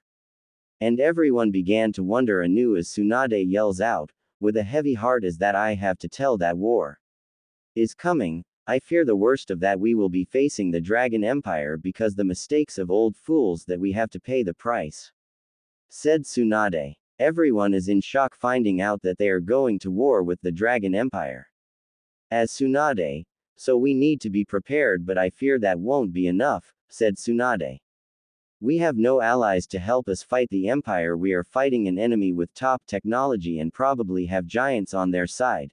said Tsunade as she knows that doom is coming to Konoha and no one could help, so she heads inside and drink. Time skip into the afternoon around 4 or 5.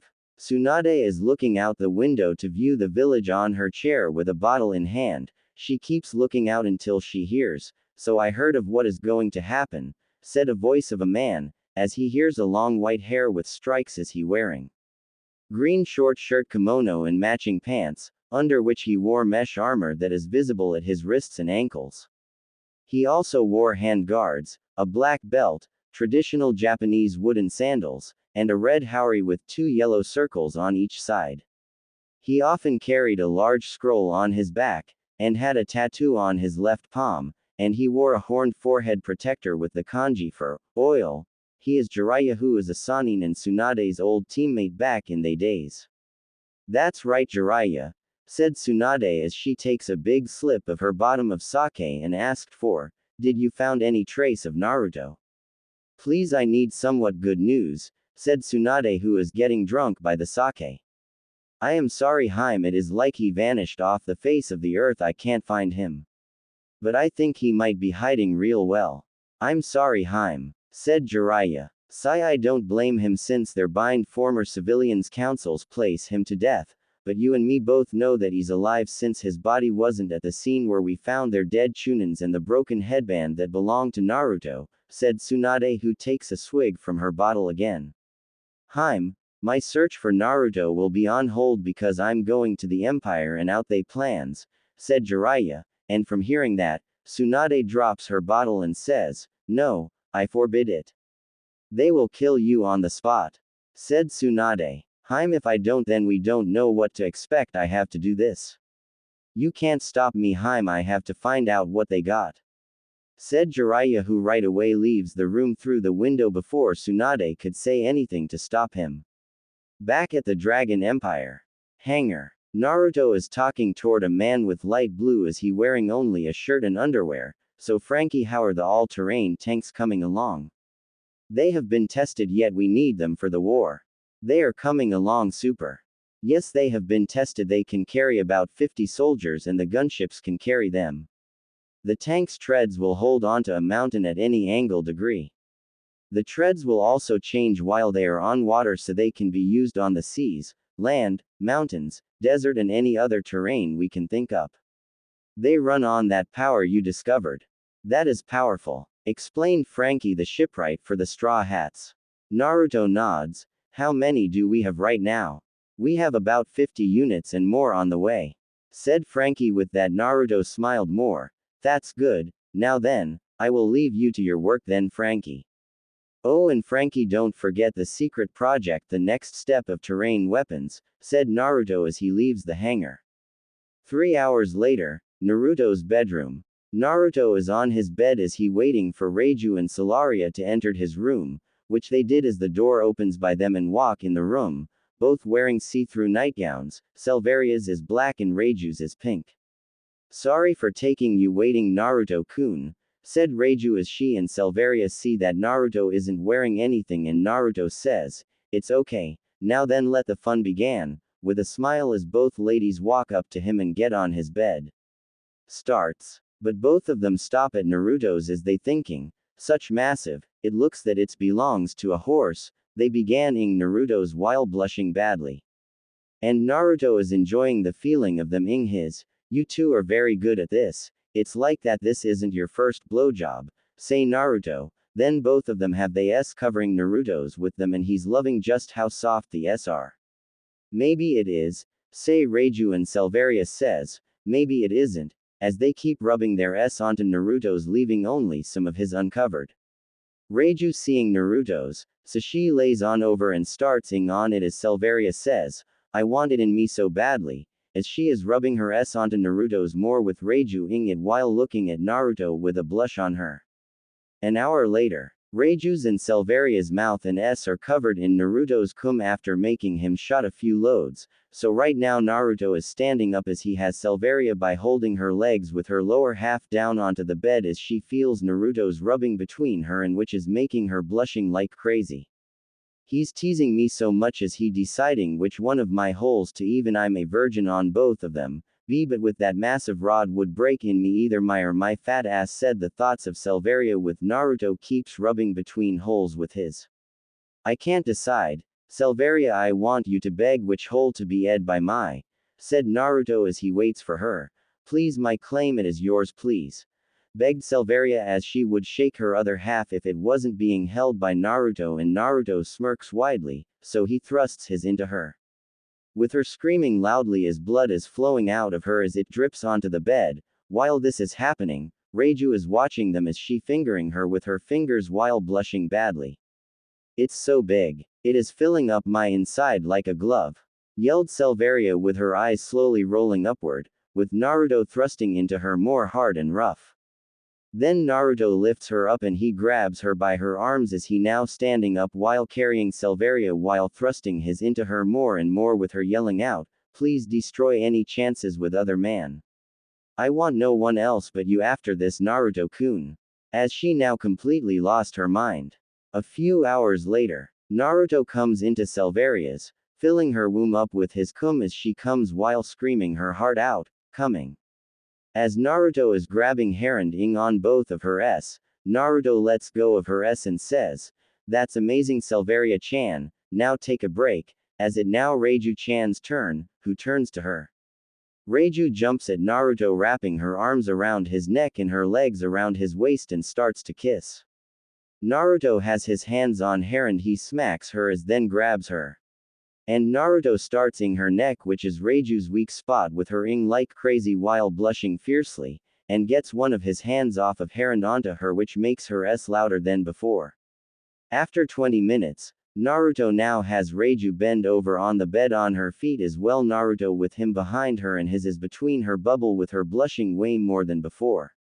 Are you ready? 'Cause since I start, I will not stop until your bubble remembers the shape of my, said Naruto who about to shove his t then it's pointless t to ask I if you see could g go easy on my, said Reiju. Nonsense, I will go easy on it, said Naruto who aim his toward the entrance of Reiju's bubble and her is hardcore tight onto Naruto's, and Reiju is screaming with tears falling off of her eyes as she yelling out, oh Kami's upon. It's too huge for my, it's going to rip me in half if you go more deeper. Yori's able to turn heads and now it belongs to me, this softest mine, I might have to get it tattooed with, property of Naruto, hands off, what do you think? It would be perfect, said Naruto as he smacks her and Reiju yells out, yes. I love to do it. And like that, Naruto smirks and starts thrusting his all the way inside of her with her screams 4 times louder.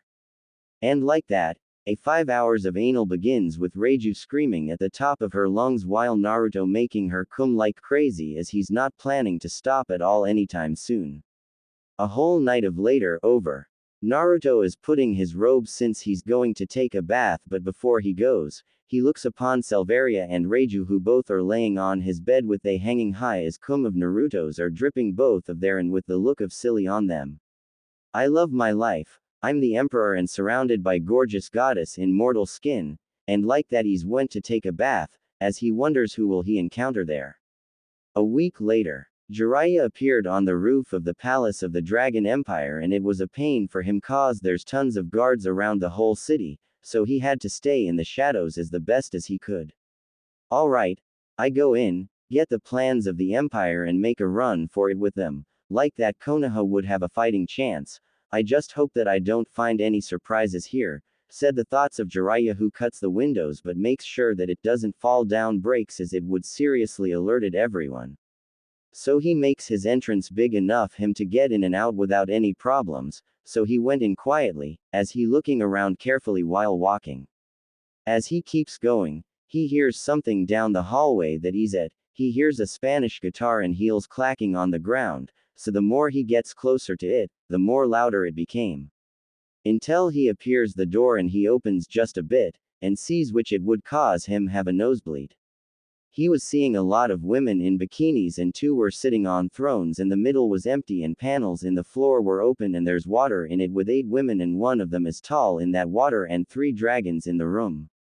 And he noticed there 2 women who are in dress dancing the flamenco. making them look unbelievably why as they keeps dancing to the music, but he couldn't tell of the second dancer, but he could tell of the other one who is wearing a white dress with purple polka dots. The same dress when she is introduced. And Jiraiya decide that he has a good few minutes, so he starts writing down, I couldn't tell of the second dancer, but the one with the white dress with the purple polka dots is completely perfect. This will make my next book that of legends. This is too good to be true. Said the thoughts of Jiraiya, who keeps writing down on his notes, but he hasn't noticed that there's someone behind him and he's not happy. The next thing Jiraiya knows is that someone grabs his head and smashes it against the ground hard. Everyone in the throne room heard a boom, and the same person grabs the notebook and cuffs his hands, cutting off his chakra. Well now, of all the people they could have sent to spy or steal any plans, they had sent the super pervert, or as I used to like to call him, pervy sage, said a voice that somehow sounds familiar to Jiraiya. Even the voice sounds a older version of someone he knows. And so Jiraiya and sees well the 13-year-old version of Naruto as he smiles brightly as it fades away to his now much older self with a scar on his left eye. And Jiraiya says, "En Naruto. Is that you?" As he feeling like that he's looking at a ghost. "No, it's the ghost of 4th Hokage, of course it's me, you idiot," yelled Naruto as Jiraiya notices the clothes that he's wearing and pieced it together. "Wait, don't tell me that you're the emperor," said Jiraiya, and Naruto doesn't answer as he goes to him and drags him inside of the throne room and throws him downward and sits onto his throne and sits on it. With the girls who are not on thrones surround him, and the two dancers sit on his lap and they grab his hands on, puts them on their s, which he gives a squeeze, and they in delight. Does this answer your question? Now then, as I know why you are here, pervy sage, so what should I do to you? Said Naruto as he starts thinking, as his ladies are thinking along with him while the dragons are looking toward him with smoke slowly coming out of their noses. Naruto then throws the notebook in the air and the dragons blast it with flames, destroying the book. Jiraiya doesn't care about his notebook getting destroyed, since there's something else that he cares more about, even his own books, and that is, Naruto, please return to the village. And call off the war. Konoha is your hoe. Konoha is no longer my home. After everything I did for that pathetic place, the alliances with Spring, Waterfall and others. That stupid council, after I brought their back after he shoved a lightning-covered hand through my chest twice, they sentenced me to die. Then the elders had the audacity to demand that the same become my heir to the throne. They started this war, not me, but did they care? No.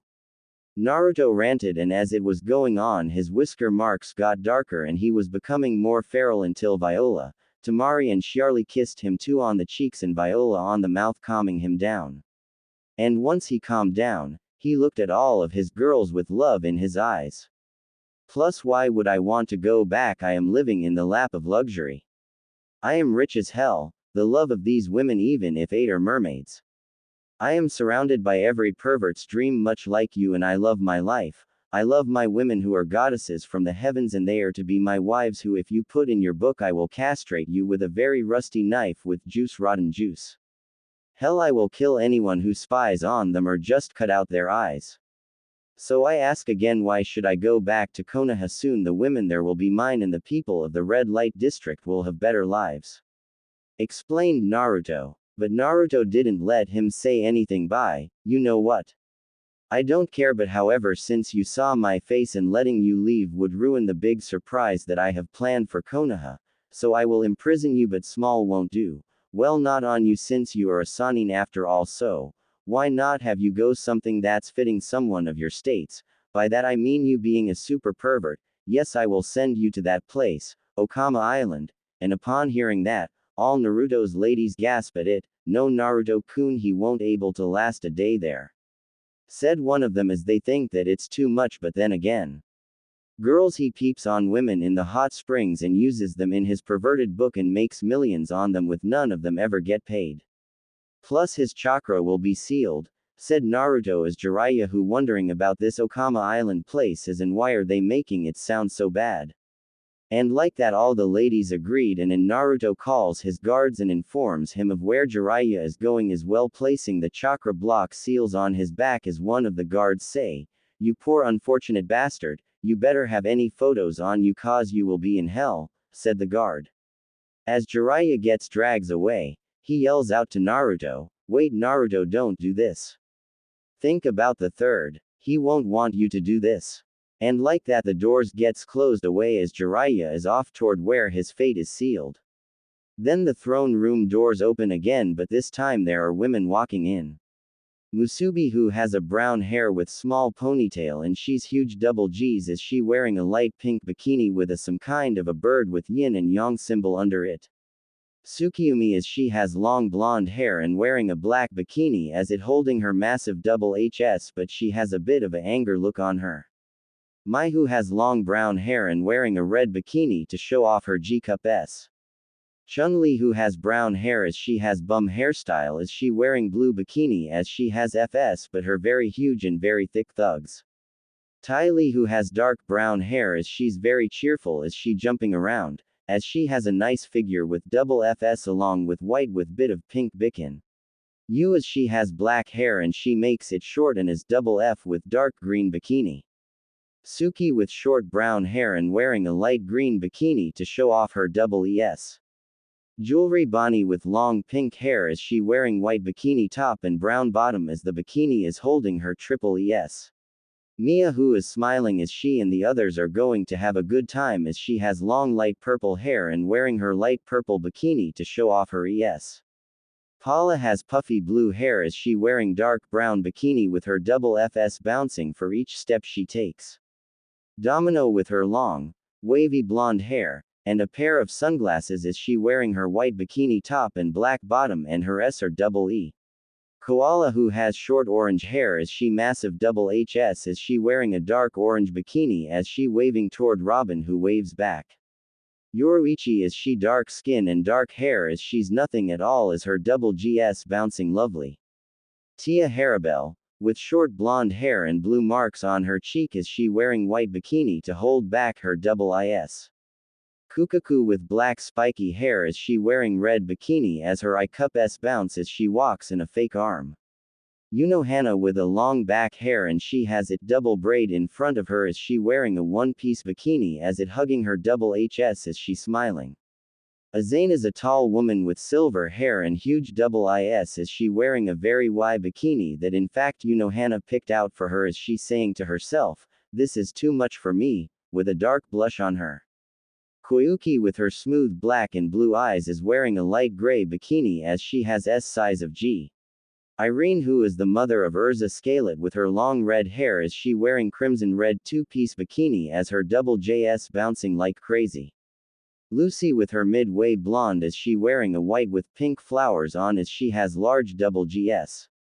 Layla, who is Lucy's mother, is walking by side her as she too has blonde hair but her S are much bigger at her double J's and she's wearing the same thing but the colors are in reversed. Ultir, with her dark purple and red eyes, she wearing her half white and black bikini with her double GS bouncing lightly. Aquarius, after she had found out her boyfriend cheated on her, it was Naruto who had helped her through the pain of it, and then after a while they started to date, she wearing her normal bikini top on as she has S of double H. Libra, with dark hair tied in an oxhorn style as she's just her dancer's outfit since they kinda are a bikini as she has H cup S. Virgo, her short pink hair and dark blue eyes as she isn't showing much well anything on her face, she's wearing well her maid outfit and cuffs on her wrists as her maid outfit is hugging her ES. Aries, who has white bikini with her massive double HS as she has pink hair with horns on her side as she giving off a shy-like aura around her. Naruto-kun, who was that being dragged away screaming? Asked Layla. Layla-chan, that was a very perverted sage and he is heading to Okama Island, ha ha ha ha ha ha ha ha ha, said Naruto. The new arrivals looked shocked that Naruto would send someone there. Yeah, he kinda had it coming since he always peeks on woman in hot springs, mind you, so yeah, said Naruto, and like they agreed that it's fitting for Jiraiya. Time skip a month later. At the Wall, land of Earth. Here at the Wall that borders both the West are known as the Dragon Empire and the Elemental Countries, it had stand there for uncounted years, that is until today. A part of the wall got destroyed, showing a massive hole, thus allowing an army and their weapons to come through it and many other things. They began setting up camp as they based of operation, with Naruto walking with his mask on while his second-in-command reporting in of the soldiers, the weapons, food and many other things. That's it, I have reported, sire. Soon we will have Eve. He gets cuts off. You guys ain't doing this by yourselves, I won't allow it, said Naruto as he goes helps out his men to set up everything. After a while of setting up everything, and Naruto says, "Good job everyone, now then we should begin planning." Oh, before he could finish of what he's going to say. Who are all of you and what are you doing on Iowa territory? Damned, an old man who is very short and has a huge nose, and what's more he's floating in the air like he's flying as he followed by a huge group of ninjas with stone marks on their headbands. Naruto sees this and he walks up to him as he thinking that this old man is very rude. If you must know, I'm the emperor of the Dragon Empire, the West if you want to know, and we are her, and once again he gets cuts off by the old man. I don't care where you're from, I'm third Tsuchikage, Onoki, and I want all of you off of Iowa's territory as well, my land. And if you don't as I say, you will face the wrath of the whole Iowa ninja. Said Onoki, who doesn't know what he just did, cause if he didn't cuts off Naruto like that. Naruto has had enough of this, he puts his fingers to his mouth and lets out a whistle. The army of the empire knows what is happening and the Tsuchikage and his ninjas are confused. What was that for to scare us? Roar. He was cut off by 3 powerful roars and the dragons land behind their father, and then he finishes but with a higher pitch in his voice, off. Since you had the nerve to come here and interrupt the invasion that my people work so hard to come up with, and not only that, you did it again when I was trying to introduce myself and my empire, so I will say to my man, do you guys want to warm up? If so, let's take over Iowa right now, said Naruto as he waits for his army to answer. And the army of the Dragon Empire cheered, and like that, Iowa is doomed as Onoki realizes this and says, what have I done? As he and the Iowa ninjas see a massive army began their charge and they don't have enough manpower for this size. One day later, land of Earth, Iwagakure. Naruto is standing of the ruins that is or was Iwagakure as the soldiers are gathering up the civilians of the Iwagakure, but with great care, as people who are so tall that they are called titans, and they are catching any ninjas that were planning to get away but failed since they got caught after all. Naruto looks next to him as he looks upon the fallen Tsuchikage Onoki in chains as it has seals that drains chakras away. If there's one thing if you learn about me, Tsuchikage, is that I really hate rude people, but don't worry, I won't hurt your civilians and their families well unless they give me reason to, said Naruto as he sees the soldier taking every books, scrolls that holds jutsus and so on. And you know, I was just planning just go to war on Konoha, but no thanks to you, I decided to just take over the whole elemental countries, said Naruto as he keeps looking at the broken old man. Now then, what should I do with you? I could kill you, but then again that would make it too easy, and that I don't think your granddaughter won't like that though, said Naruto. Onoki looked shocked when he heard that. What the hell are you on about? What are you planning to do with Kuratsuchi? Said the angry Onoki as he would kill Naruto on the spot if he wasn't chained down. Oh, nothing really, just going to make her mine, said Naruto. And Onoki is shocked about this, but that shock turned into pure anger. Don't you dare touch, you bastard. I will kill you. Before he finished that, one of Naruto's dragons land behind him, and Onoki is too afraid to look back. But then again, I would never tell her what happened to you, since you're about to become Sapphire's meal, and just like that, Sapphire eats Onoki whole as he unable to scream as he being eaten alive. Naruto walks back toward the campsite as he one more thing to do before moving on. At the campsite, Naruto appeared back with his soldier facing toward the wall and says, for many countless years, this wall was stood to block off the west because the people of the elemental countries were too afraid. So they built this wall as it withstand for many years, until today. Now then, man, witness a new era for our empire. Witness the start of the end of the elemental countries. Yelled Naruto as everyone hears, boom mmm. Loud explosions. The gigantic wall that separated the east and west was finally coming down after all these years. It has finally come down. As a massive cloud dust forms around the area, and everyone covers their faces, but it didn't last long as the dust cloud fades and everyone sees massive walking machines with the marks of the Empire on the sides of this massive machines. As Naruto says, this will be the key to their end. Men, these are our weapons. This is our all-terrain tanks, as the soldiers of the Dragon Empire is the all-terrain tanks, as they wall as the wall itself, as it walking on 4 legs with weapons of 4 massive cannons on its back. The days of the elemental countries are numbered, as the wrath of the Dragon Empire is just the beginning. D. Holy damn. Blaze, that was something. P. Yup, Iwa has fallen. And Jiraiya is in a lot of trouble now. D. But how much? Let's found out. Time for Omake. Rise of the Dragon Empire. Naruto the Conqueror. Chapter Omake. Jiraiya's fate. It's been days since Jiraiya found that Naruto is the emperor of the empire and got imprisoned. Now he had being sent to a place called Okama Island, even though he doesn't know why, and why all the male guard are feeling sorry for him as well, telling him about having photo of Y and beautiful woman. And Jiraiya doesn't know where he's going as the ship driver asks one the guard, I don't know about you, but this guy won't make it on that island, said the driver of the ship. And that's when Jiraiya had enough and asked, just where are you taking me? And what's so bad about this Okama Island anyway?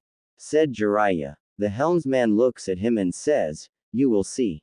40 minutes later, at Okama Island, the ship hits land on the beach of Okama Island, and the guard pushed Jiraiya off of the ship, but not before they look at him and say, welcome to your worst nightmare, and within a day, you will wish that you were dead, said the guard. And like that the ship begins moving away slowly as Jiraiya. Ah, so you are the one Naruto boy told me about, the super pervert.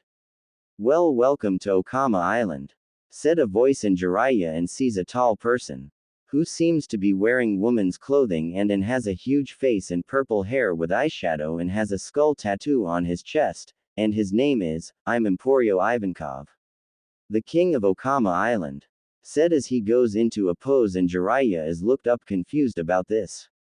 Okay. I'm Jiraiya of the 3 Sannin, and for a while now I was curious about this island, and everyone are saying that it's worse than hell or something, but now I didn't know what I was expecting, said Jiraiya. But then Jiraiya notices a person not that far away, and by the looking of the dress, Jiraiya thinks that it's a woman, so he walks up to her, and Ivankov sees this and says, oh, he just ignores me, so he walks away to inform Naruto that Jiraiya had arrived. Jiraiya come up to the woman and says, hey there, I'm Jiraiya, I'm new here and I would like someone Lee. Before he finished, the woman turns around and shows a hardcore hideous face that made Jiraiya cries as his feels his heart turn to stone and breaks as the woman says, oh, a handsome man. Ladies, there's a new man on the island. And when she did that, Jiraiya sees a huge group of women who are also so hideous, and he just doesn't want to face them at all. He starts running away from them with cries running down from his eyes as he yells out, what is this place? With the group of women going after him as they want him badly. With Naruto. Naruto looks at Shiarly, who has a positive pregnancy test. You are pregnant, that is wonderful news, Shiarly-chan. He pulls her into a hug and kiss while groping one of her s when he hears Pura Pura Pura C as Naruto picks up the speaker of the Den Den Mushi, Moshi Moshi. Naruto boy, Jiraiya boy has arrived and he has figured out why the guards wished him luck on my island. Said Emporio on the other end. Good, the seals will not let him leave unless I or the guards remove it, and it will not let him die. Also turn him into a female if you wish a little payback for all the women he has peeped on over the years. Said Naruto with his hand, giving Shiarly's giving it a squeeze, and she held in a while blushing. Well, I will do that when I have nothing else to do. Well, I will report later on, Jiraiya boy. Bye bye Naruto boy, said Emporio as he ends the call. Naruto hangs and turns back to Shiarly and asked, now where were we? They started making out and Naruto had a hand on her and the other one was wrapped around her waist. Ruined Iwagakure, land of earth. Naruto is looking toward the people of the now in ruins Iwagakure, from civilians to ninjas, as his second in command says, We have gathered and caught about 94% of Iwagakure. Sire, said the second in command. Well, that would be easy since 6% of them had died during the fight and the last 2% had run away, but I will allow it cause I want the rest of the elemental countries to hear of what we did within just a day, said Naruto. With that, Naruto says, alright, time for th. Someone cuts him off, which is a woman with short black hair. Is she wearing the Iwagakure Junin outfit? Is it all red? And she is Kuretsuchi, the granddaughter of the late Onoki. Time for what, you masked bastard, said the angry Kuretsuchi, whose hands are tied up right now. If you could have let me finish, then you would have known about it, said Naruto as he looks toward Kuretsuchi, waiting for her to say anything else as she keeps looking toward him. As I was saying, Naruto talks again. It's time for the separating, said Naruto. What the hell does that even mean? Said Aiwa Ninja as he and the others are wondering what that even means. Oh, simple really. I'm going to separating the man and the woman, of course, which was something I did back in the War of the West. Well, just the army of the overlords anyway, said Naruto, and like that a small uproar starts up. Hey, it is not going to kill anyone of you after doing it, said Naruto, and if it was, none of you wouldn't be here at all, said